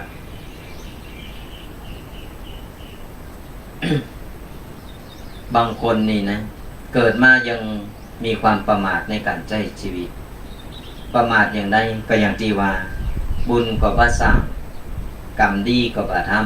ำสร้างกบาปกกรรมในเพิ่นฮ้องว่าประมาทในการใช้ชีวิตเพื่อไก่ตายไปแล้วหรือว่าตายไปแล้วมันนึกขึ้นได้มาห้องมาหามีอย่างมาช่วยกันแล้วมีอย่างมาปกป้องมาช่วยเหลือก็เขาบ่สร้างบ่ทำไว้แต่ยังคนตายไปแล้วเขาจะเอาอย่างที่ไหนสลายญาติโยมบ่มีอย่างมาช่วยมาก้ำเอาใดหรอกเพราะว่าเอาถึงวันเนี่ยมันเว้นว่ายตายเกิดกันเจนใดบ่หมดกรรมหมดเวรบ่บรรนิพพานหรือว่าบ่บรรลุนิพพานอย่างไปตายแล้วบ่ต้องมาเกิดแล้วไปอยู่สวงสวรรค์ไปอยู่จันทดุสิตไปเสวยสุขอยู่พุ่นแต่กรรมเวรเฮามันหนักมันถึงเวรว่ายตายเกิดเป็นวัฏจักรกันอยู่ถึงวันนางหาบาปเป็นอย่างใดเดี๋ยวตูปีก็จะเอามาเล่าสู่พระสัทธาญาติโยม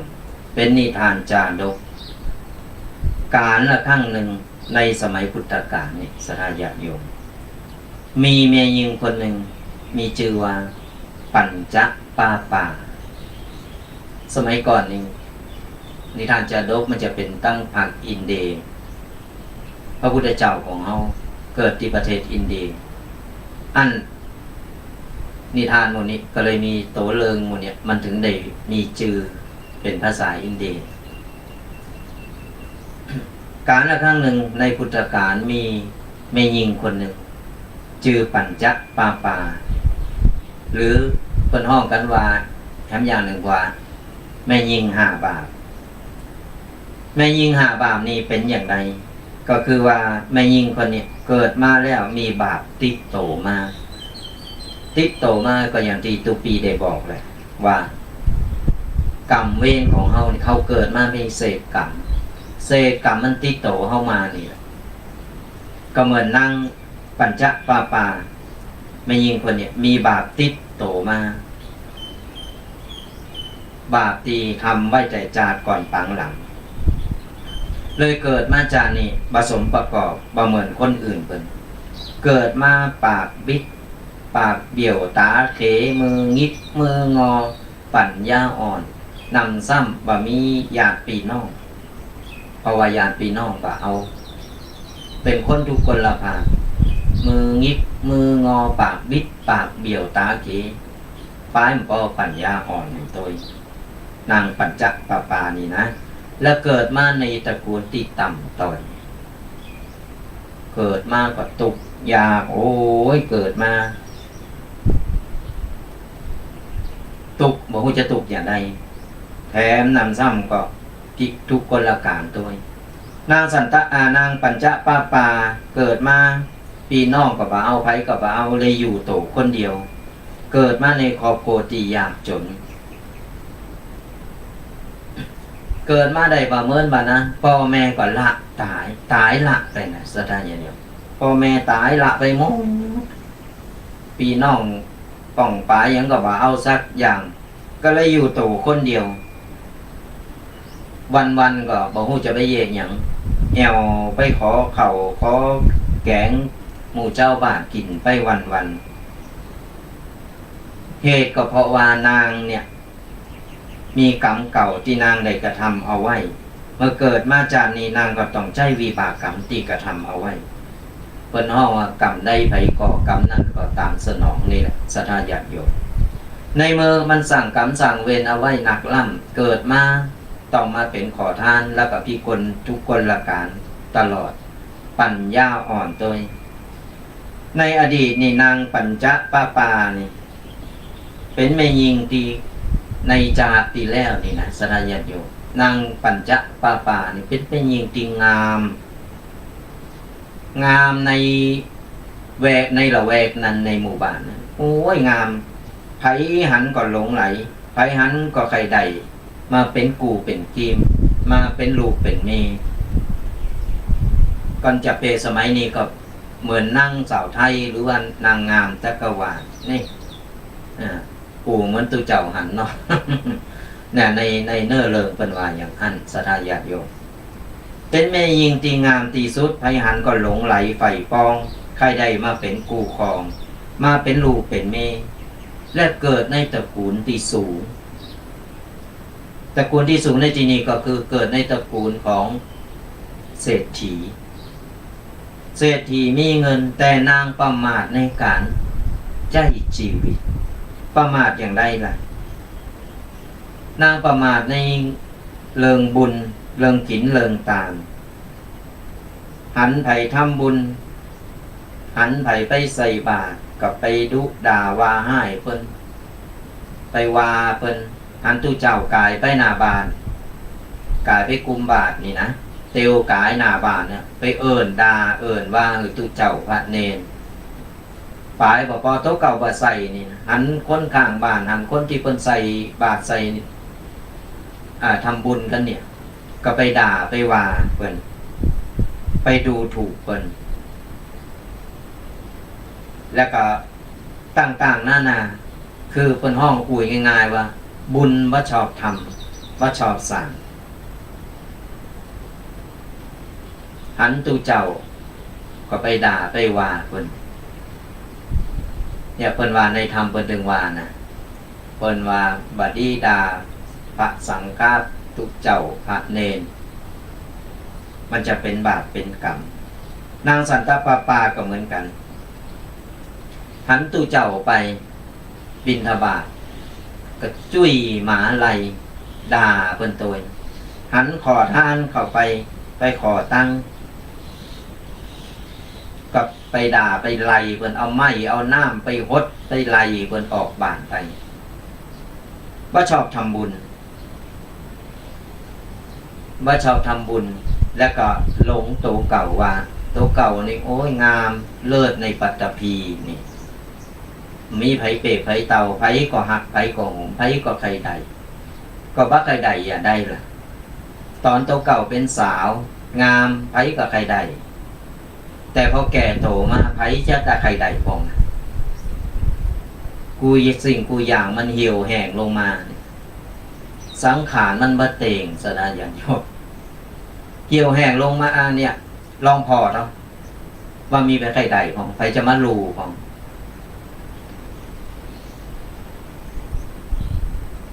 ใหม่ๆก็มีเพราะว่ายังสดยังสาวยังงามหลงไหลในรูปร่างโตเก่าว่าโตเก่างามและพ่อแม่รวยพ่อแม่รวยก็เลยถือว่าปู่ง่ายๆเป็นคนตียิงและปานปอว่าชอบทำบุญอยู่ได้มาเมื่อมาด้านมาตั้งแก่สถานญาติโยมอายุสั้นเพราะกำจากก่อนเหมือนกัน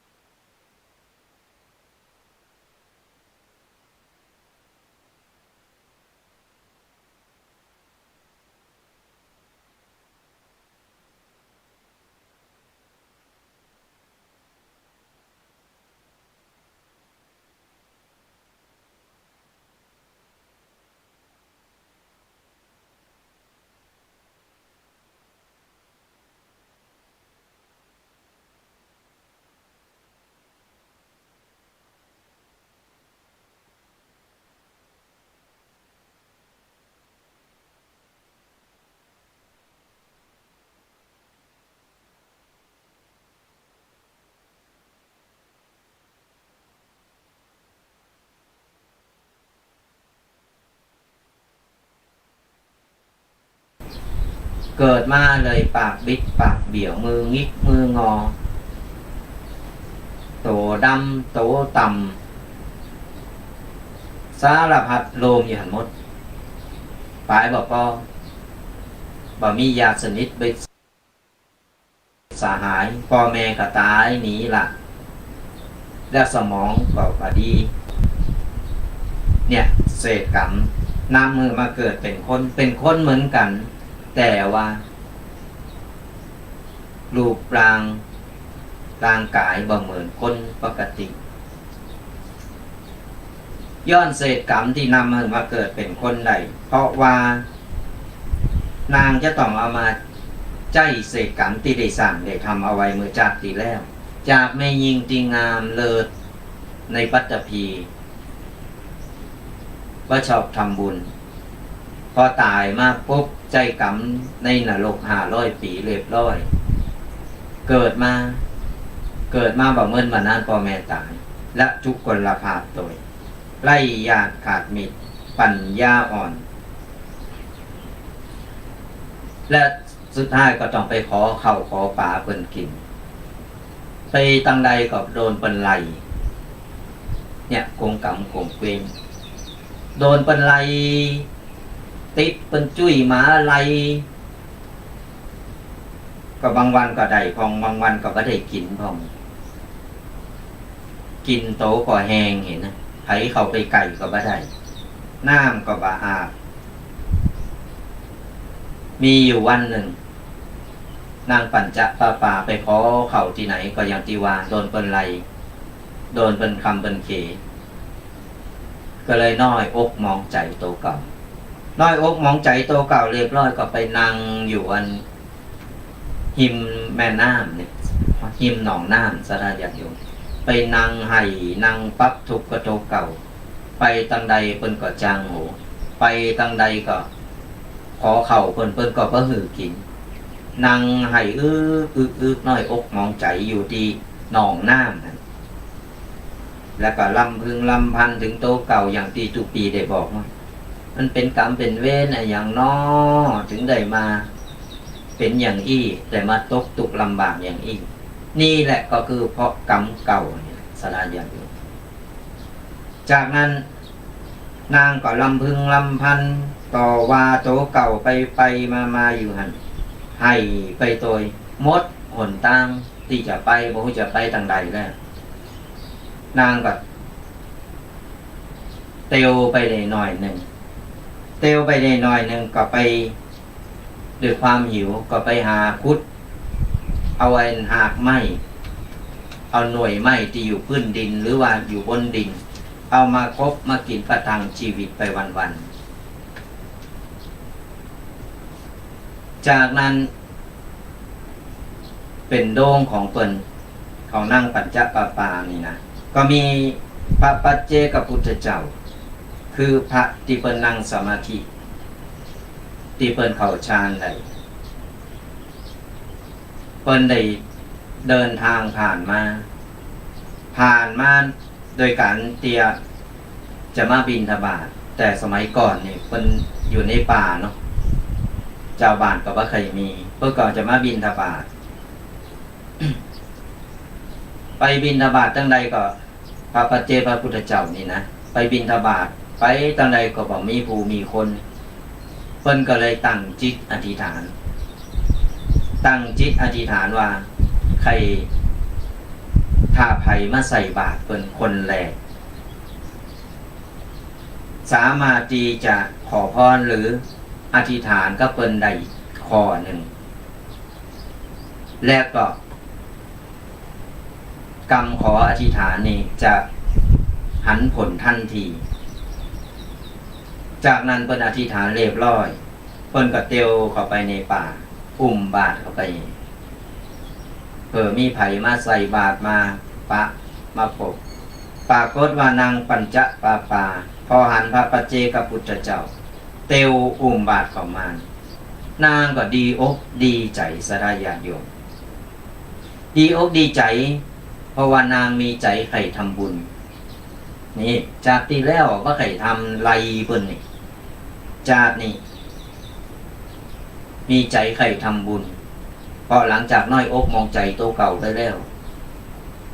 ทำให้ไปแล้วอะไรอาวรณ์ต่างๆนานากึดขึ้นได้กึดขึ้นได้หันพระพุทธพระปัจเจกพุทธเจ้าเป็นเตียวอุ่มบาทมาดีใจใครทำบุญใส่บาตรแต่โตเก่าว่ามีอะไรอย่างสักอย่างโตเก่าว่ามีอะไรอย่างที่จะไปใส่บาตรโตเก่ายังว่ามีจะกินก็ยังว่ามีนางปัญจปาปาก็ยืนนึกได้สักกรรมนึกขึ้นได้ปุ๊บนางปัญจปาปาก็วายหลังไปลนเข้าไปในหมู่บ้านแล้วจากนั้นก็ไปตะโกนไปบอกหมู่เจ้าบ้านเพิ่นว่ามีตูเจ้ากำลังมากุมบาตรทั้งเพเนอร์เพิ่นกำลังจะเต้วกายมาตั้งบ้านเด้นะนางปัจเจกกับพุทธเจ้าล้นไปเพราะตัวเก่ามีใจใครใส่บาตรแต่บ่มีอันหยังจะใส่เพราะบ่มีหยังใส่เรียบร้อยปุ๊บนางปัญจปาปาล้นเข้าไปในบาตรไปบอกเพิ่นไปบอกหมู่เจ้าบ้านถึงเพิ่นฮู้ว่าบัดเดี๋ยวนี้มีพระปัจเจกพุทธเจ้ามีตุกเจ้าหูยังไงมีตุกเจ้าเนี่ยกำลังเตวมาทะเพเนอเพิ่นกำลังจะมากุมบาตรหมู่พี่น้องเจ้าบ้านช่วยเกณฑ์ใส่บาตรเนอนางกับไปตั้งแต่หัวบ้านจนสุดเพราะใต้บาตรนางปัญจปาปาตะโกนไปห้องไปเจ้าบ้านก็บ่เจอสถาญาติหาว่านางขี่จุไผก็บ่เจอไผก็บ่สนใจมีก็เพิ่นไล่เพิ่นห้องก็ใส่เพิ่นไล่ก็ใส่โอ้ยไป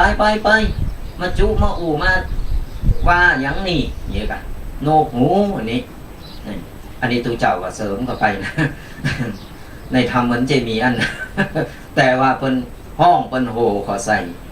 ตูเจ้าก็เลยเสริมเข้าไปให้หน่อยนึงว่าเนี่ยสนาญาติโยมเจ้าบ้านก็เลยบ่เจอบ่มีใครเจอในหมู่บ้านเพราะว่าในหมู่บ้านนั้นบ่ไม่เคยมีตุเจ้าไปบิณฑบาตไปกุมบาตรสักเตอหรือว่าบ่เคยมากุมบาตรหลายปีแล้วเมื่อหลายปีบ่มีตุเจ้าไปกุมบาตรแล้ววันนี้นึกอย่าได้ตุเจ้าจะมาเพิ่นก็เลยบ่เจอกันมีสนใจมีใครสนใจสักคนเพื่อได้สักกรรมหนึ่งพระปัจเจกพุทธเจ้าก็เตวอุ่มบาตรมาพอดีหมู่เจ้าบ้านหันตุเจ้ามาก็เลยบ่มีอัญญาติจะเสบาตรเพราะว่าบ่ได้บ่ฮู้ลงหน้าบ่ได้เกมอะไรอย่างแล้วก็นางปัญจปาปามาเอิ้นมาบอกก็บ่เจอพอนางปัญจปาปาเป็นคนที่บ่มีไผเจอเนี่ยตึงมดตึงมนมันเป็นผลกรรมผลเวรมันโกงกรรมโกงเวรมาบรรจบกันในเมื่อไปกุมบาตรและสถาญาติโยมเจ้าบ้านเพิ่นบ่ฮู้บ้านเพิ่นบ่นึกว่าตุเจ้าจะมาแต่ก็เลยบ่ได้เกมอันหยังไว้พระปัจเจกพุทธเจ้าเมื่อบ่มีไผใส่บาตรท่านก็เดินเข้าปิกเข้าไปในป่าปิกเข้าไปในป่านางปัญจปาปาหันตูเจ้าก็อินดูว่าตูเจ้าบ่ได้กินข้าวมีไว้ใส่บาตรเตวเข้าไปในป่านางปัญจปาปาก็เตวตัวหลังไปห่างๆเมื่อพระปัจเจกพุทธเจ้าเหลียวหลังมาพอแล้วฮู้โดยญาณที่เพิ่นนั่งสมาธิเพิ่นเข้าฌานของเพิ่นเลยหันเหลียวหลังมาพอนางปัญจปาปาแล้วเพิ่นก็เลยฮู้เพิ่นได้หันถึงจากที่แล้วจากก่อนของ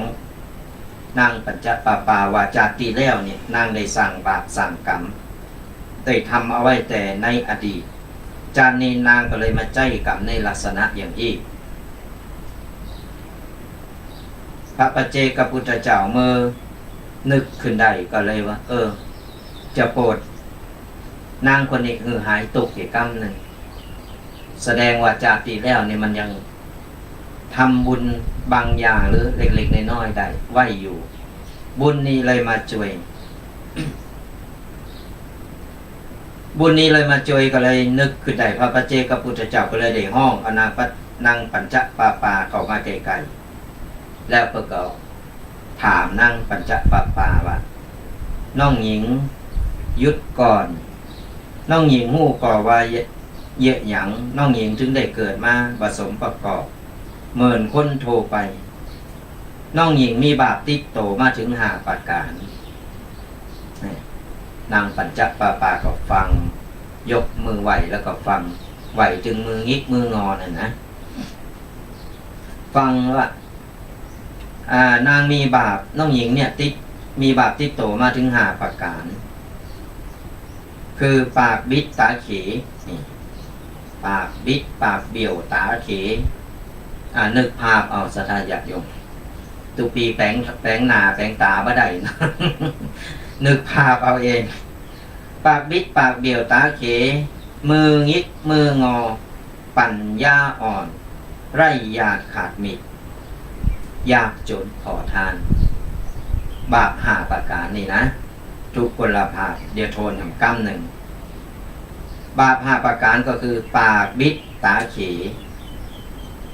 มืองิกมืองอบาปอันที่3ก็คือปัญญาอ่อนอันที่4ไร่ยากขาดมิตรอันที่5ก็คือยากจนขอทานเมื่อพระปัจเจกพุทธเจ้าเปิ้นได้บอกได้เรานางปัญจปาปาฟังไปแล้วว่าในอดีตเนี่ยจาติแล้วนางได้ประมาทตั้งบุญเคยดูถูกดูหมิ่นพระศาสนา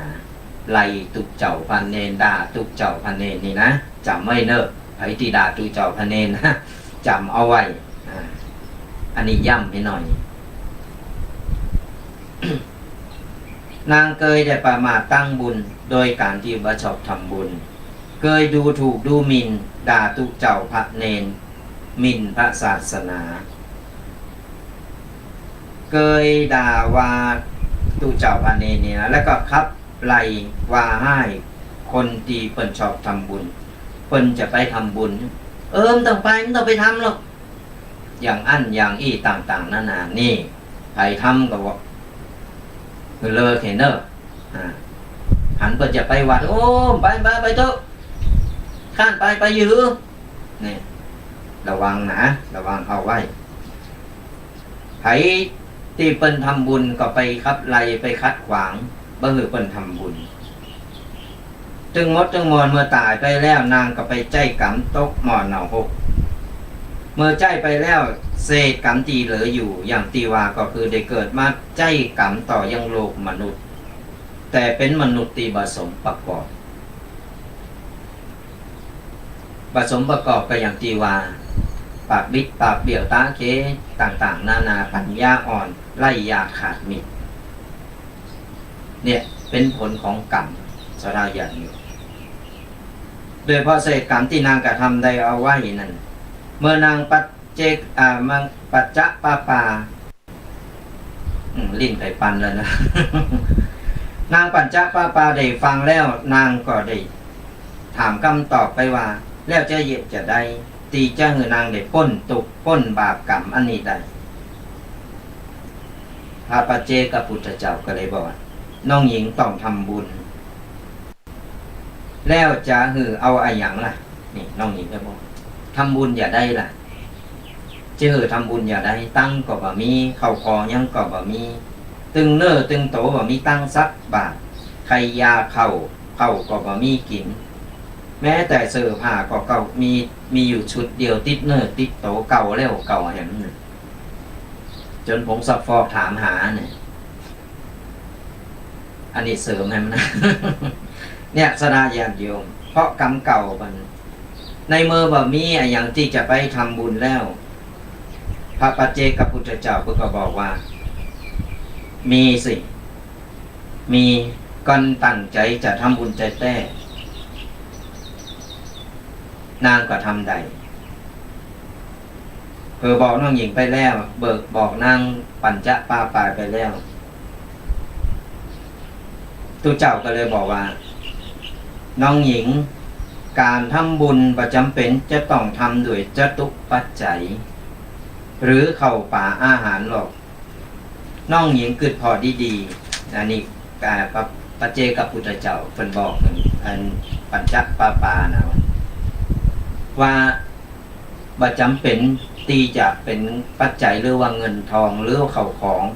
เข้าป่าอาหารต่าง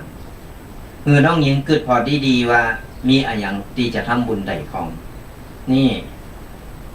นางปัญจปาก็เป็นกำกึดนี่พอไส้พอขวาพอหันพอนี่นึกขึ้นได้สักตาไปหันใส่หม้อดินเก่าๆอยู่หิม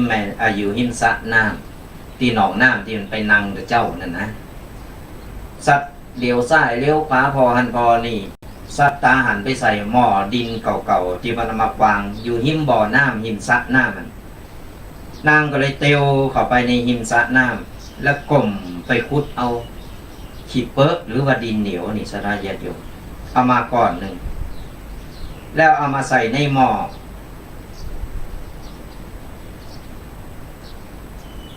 เอาดินเหนียวนี่เอาขี้เปิ๊ะนี่ใส่ในหม้อดินเสร็จแล้วก็ยกหม้อดินเอามาถวายพระปัจเจกพุทธเจ้า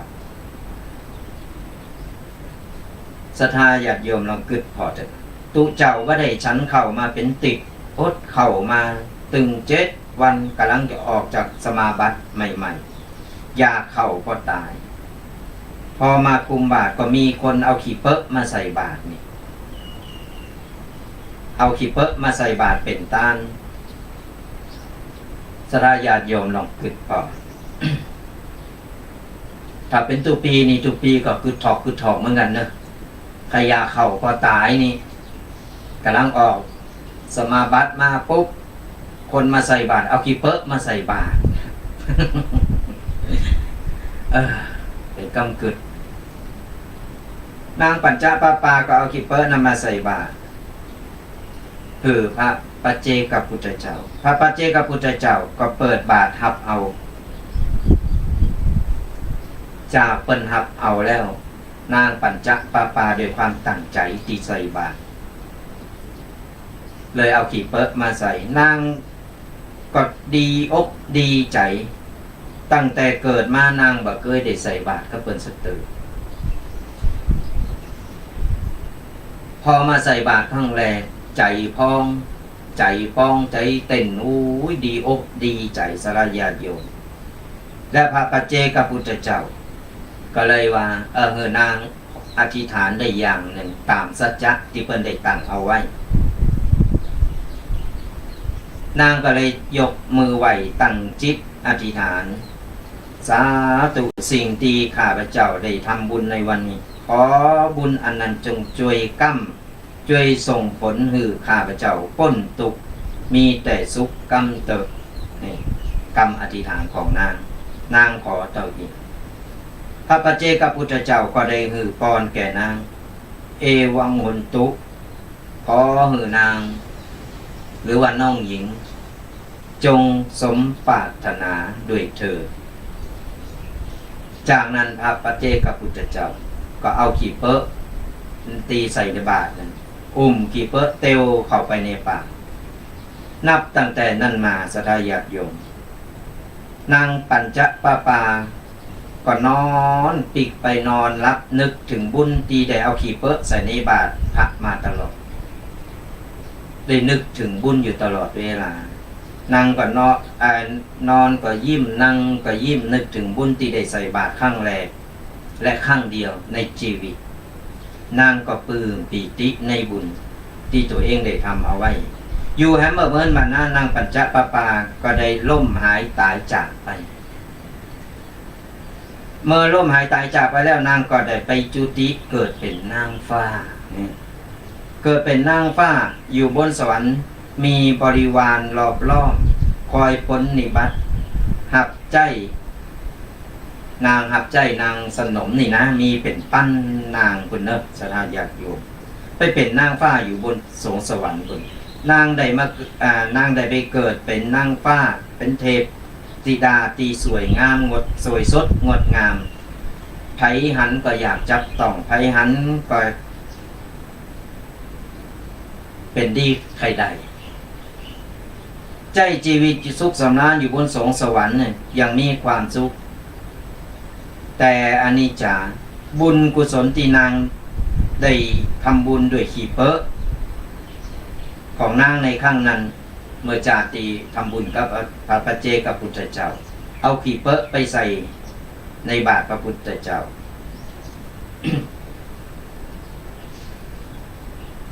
นางก็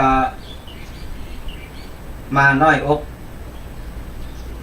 หรือว่ามาอะไรอย่างเป็นว่ามันหน่อยไปหน่อยมันก็เลยคือนางฟ้านี่นางได้ไปสวยสุขอยู่บนฟ้าได้บ่เหมือนบัดนานเพิ่นเอาขี้เปอะใส่ในหม้อไปหน่อยเดียวใส่ไปวันหนักก็เลยบุญก็เลยได้หน่อยเดียวก็เลยได้เป็นนางฟ้าสวยสุขอยู่บ่เหมือนบัดนานอยู่ได้แค่500 ปีบนสวงสวรรค์ศรัทธาญาติโยมทั้งหลายลองบกลุกคูณหารเอา100 วันในโลกมนุษย์เท่ากับ1 วันในเมืองสวรรค์บนสวงสวรรค์นะ100 วันในโลกมนุษย์ของเฮานี่เท่ากับ1 วันบนสวรรค์แล้ว500 ปีในเมืองสวรรค์มันจะเมินขนาดไหนอันนี้ขนาดขี้เปอะใส่ไปเกิ่งเดียวนี่นางไปใจชีวิตอยู่บนสวรรค์คุณเสวยสุขอยู่ถึง500 ปีบวกลบคูณหารกันเท่านั้นแต่ด้วยเศษบุญที่นางได้ทำเอาไว้มันน้อยไปมันก็เลยได้หมดนางก็ได้จุติลงมาเกิดในเมืองมนุษย์แห่งข้างหนึ่งแต่เกิดมาในข้างนี้นางได้เกิดมาอยู่ในตระกูลเศรษฐีมีรูปร่างสวยสดงดงามมีผู้คนหมายปองและอยากจะไปเป็นครูโผโตเมกันตึงมดตึงมนก็โดยอานิสงส์ของการที่นางได้ทำบุญโดยขี้เปอะนี่ขนาดทำบุญโดยขี้เปอะในศรัทธาญาติโยมนางยังได้อานิสงส์ขนาดนั้นแล้วศรัทธาญาติโยมต่างหลายลองคิดพอแล้วกันศรัทธาญาติโยมประดิษฐ์ประดอยของกูสิ่งกูอย่างอันใดบดีบล้ำก็มาบ่าเอามาใส่บาตรของเก่าของเน่าก็บ่าเอามาใส่บาตรและศรัทธาญาติโยมจะได้บุญขนาดไหนเนี่ยก็ลองไปบวกลบคูณหารไปเกิดไปพอเอานั่นเนี่ยตีตุปีเอานิทานจาดกเริงนาง5 บาทมาศรัทธาญาติโยมมาเล่าสู่ศรัทธาญาติโยมฟังกันฟังแล้วได้ขอคิดอย่างใดฟังแล้วเป็นอย่างใดก็เอาไปพินิจพิจารณาเอาไปปรับใจในชีวิตประจำวันกันเนี่ยศรัทธาญาติโยมตุปีถึงได้เกินแต่แรกว่าเฮาสั่งสมบุญทำบุญกันเอาไว้หนักๆบ่จำเป็นการทำบุญบ่จำเป็นที่จะต้องเป็นปัจจัยอย่างเดียวหรือว่าเป็นสิ่งของอย่างเดียวเป็นอย่างอื่นก็ได้ที่เฮาตั้งใจขอให้เรามีความตั้งใจที่จะสร้างคุณงามความดีตั้งใจที่จะทำบุญแค่ตั้งใจเนี่ยบุญก็เกิดจากใจเฮาแล้วยกตัวอย่างที่เฮาฮู้ว่าวันพุธทุกเจ้าจะมาบิณฑบาตจะมาใส่บาตรจะมาบิณฑบาตหน้าบาตรนอนวันพุธทุกเจ้าเพิ่นจะมาคุมบาตรเฮาเอาหยังใส่บาตรดีจ้านี่ตื่นเจ้ามากับฟังลูกเจ้ามากับแหมของกินของว่าประดิษฐ์ประดอยของกินของว่าเอาไปใส่บาตรทุกเจ้าเนี่ยบุญมันเกิดจากใจตั้งแต่เฮากึดแล้วกึดนึกถึงตุเจ้าว่าวันพุธตุเจ้าก็จะมาใส่บาตรนี่ก็บุญเกิดแล้วนะศรัทธาญาติโยมการทำบุญเฮานึกถึง3 ระยะแรกคือก่อนทำระยะที่2ขณะทำระยะที่3คือหลังทำไปแล้วก่อนจะทำระยะ1นี่ก่อนจะทำก็อย่างที่ตุปีได้บอกว่านึกแล้ววันพุธตุ ตุเจ้าเพื่อจะกายมาหน้าบ้านเพื่อจะมาบิณฑบาตเขาจะเอาอย่างใส่อันนี้ระยะแรกระยะข้างแรกก่อนทำคณะทำคือเฮาปลื้มคณะทำก็คือตอนที่เฮาใส่บาตรหรือว่าตักเข่าตักป่าใส่บาตรคือเฮาตั้งอกตั้งใจประใจมือตักเข่าใส่บาตรแล้วก็เลี้ยวหน้าเลี้ยวหลังโหงหน้าพอวงหลังลูกหลานอยู่ตั้งใดอะไรอย่างใดจิปาถะอันนั้นไม่ได้ตั้งใจตั้งใจก็คือแต่งจิตใจหืดสงบนึกถึงบุญถึงกุศลกรรมใดดีก็ว่ากรรมใดดีก็อธิษฐานเอากรรมใดบ่ดีก็มั่มมึกไว้ในใจมันต้องไปกึดมันเตอเดี๋ยวมันจะผลเป้เหละกันคณะทำบุญตักเข่าหรือว่าเอาเข่าใส่บาตรเอาของกินใส่บาตรคือเฮานึกถึงบุญบุญกุศลนี่ได้สั่งได้ทำวันนี้ขอให้เป็นบุญเป็นกุศลยังก็ว่ากันไปหลังจากเฮาทำบุญใส่บาตรหับปอนเรียบร้อยปีกไปเฮาก็นึกถึงบุญว่าวันนี้ได้ทำบุญนะสบายอกสบายใจเนี่ยก่อนเฮาปฏิบัติได้3อย่างก่อนทำคณะทำหลังทำบ่ว่าบุญอย่างก็ตามเฮาจะมีความสุขและเฮาก็จะปลื้มและบุญนั้นมันก็จะอยู่ในใจเฮาตลอดเวลาศรัทธาญาติโยมเนี่ยการทำบุญมันช่วยเฮาได้หลายๆอย่างบ่ว่าจะอย่างที่ว่าบางทีอุบัติเหตุต่างๆนานาเฮาแคล้วคลาดได้เฮาสามารถผ่านวิกฤตต่างๆได้เฮาบ่หันเป็นโตเป็นตนแต่ว่าเฮาสัมผัสเฮาฮู้ซึกได้ว่าบุญกุศลช่วยกันช่วยเฮาเหมือนนางหาบาปนางปัญจปาปาอันนี้เป็นนิทานจาดกนี่แหละคือตัวอย่างของการทำบุญศรัทธาญาติโยมเฮาบ่จำเป็นต้องรวยต้องรอรวยก่อนรอมีตังก่อนบ่จำเป็นตีต้องพร้อมตีพร้อมก็คือพร้อมกายพร้อมใจจิตใจเฮาพร้อมร่างกายเฮาพร้อมเฮาทำได้ทุกมือและการทำบุญบ่จำเป็นต้องไปทำบุญกับตุกกับพระปัจเจกพุทธเจ้าหรือต่างๆนั่นน่ะทำได้หมดทำบุญกับพ่อกับแม่ก็ได้ทำบุญกับคนที่เพิ่นเดือดร้อนก็ได้เป็นบุญเป็นกุศลหมดแค่เอาเกิดดีปู่ดีทำดีเป็นบุญเป็นกุศลต่างๆนั่นน่ะ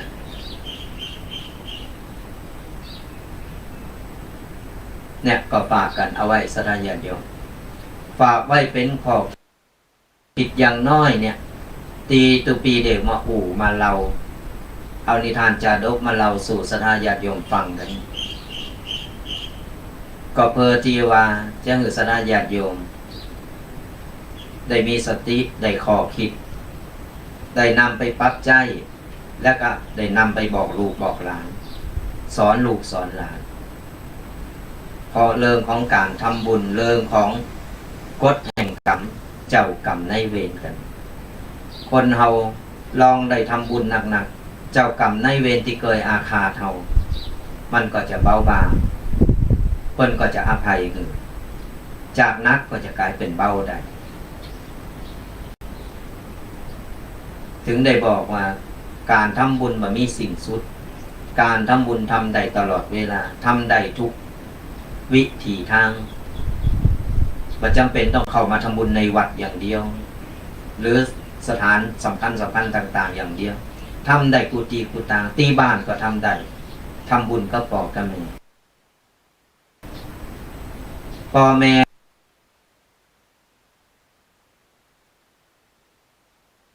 ยังอยู่เพิ่นเคยได้หยังเพิ่นเคยกินหยังสรรหามาหือเพิ่นเอามาหือเพิ่นได้กินได้ใจหือเพิ่นอยู่สุขสบายเพราะว่าเพิ่นลำบากกับเฮามาเหมือนนะ เล่งเฮามาจนใหญ่แล้วพอเฮาใหญ่ไปแล้วเฮามาละพ่อละแม่อากตัญญูอันนี้ก็บ่ได้ยิงเฮาไปอากตัญญูกับพ่อกับแม่แล้วบ่ต้องไปสร้างบุญอย่างที่ไหนแล้วถือว่าเป็นเรื่องที่ยิ่งใหญ่ที่สุดบ่ใจว่าเพิ่นอยู่แล้วก็พอก็ก้อยเพิ่นตายขึ้นไปแล้วละโลกไปแล้วโอ้อีปออีแม่กินนั่นนี่เนอะแล้วเพิ่นจะมากินก่อนเอาหือเพิ่นกินตอนเพิ่นอยู่เร่งดูเพิ่นดูแลเพิ่นหือเพิ่นดีหือเพิ่นได้รับรู้แล้วเพิ่นก็จะได้หือป้อนปั่นป้อนเฮาป้อนพ่อแม่นี่สำคัญและก็ศักดิ์สิทธิ์ที่สุดก็ฝากกันเอาไว้ในท้ายรายการวันนี้ก็ใจเวลามาก็มาพอสมควรเกือบ2 ชั่วโมงเหลือเวลาแฮม3 นาที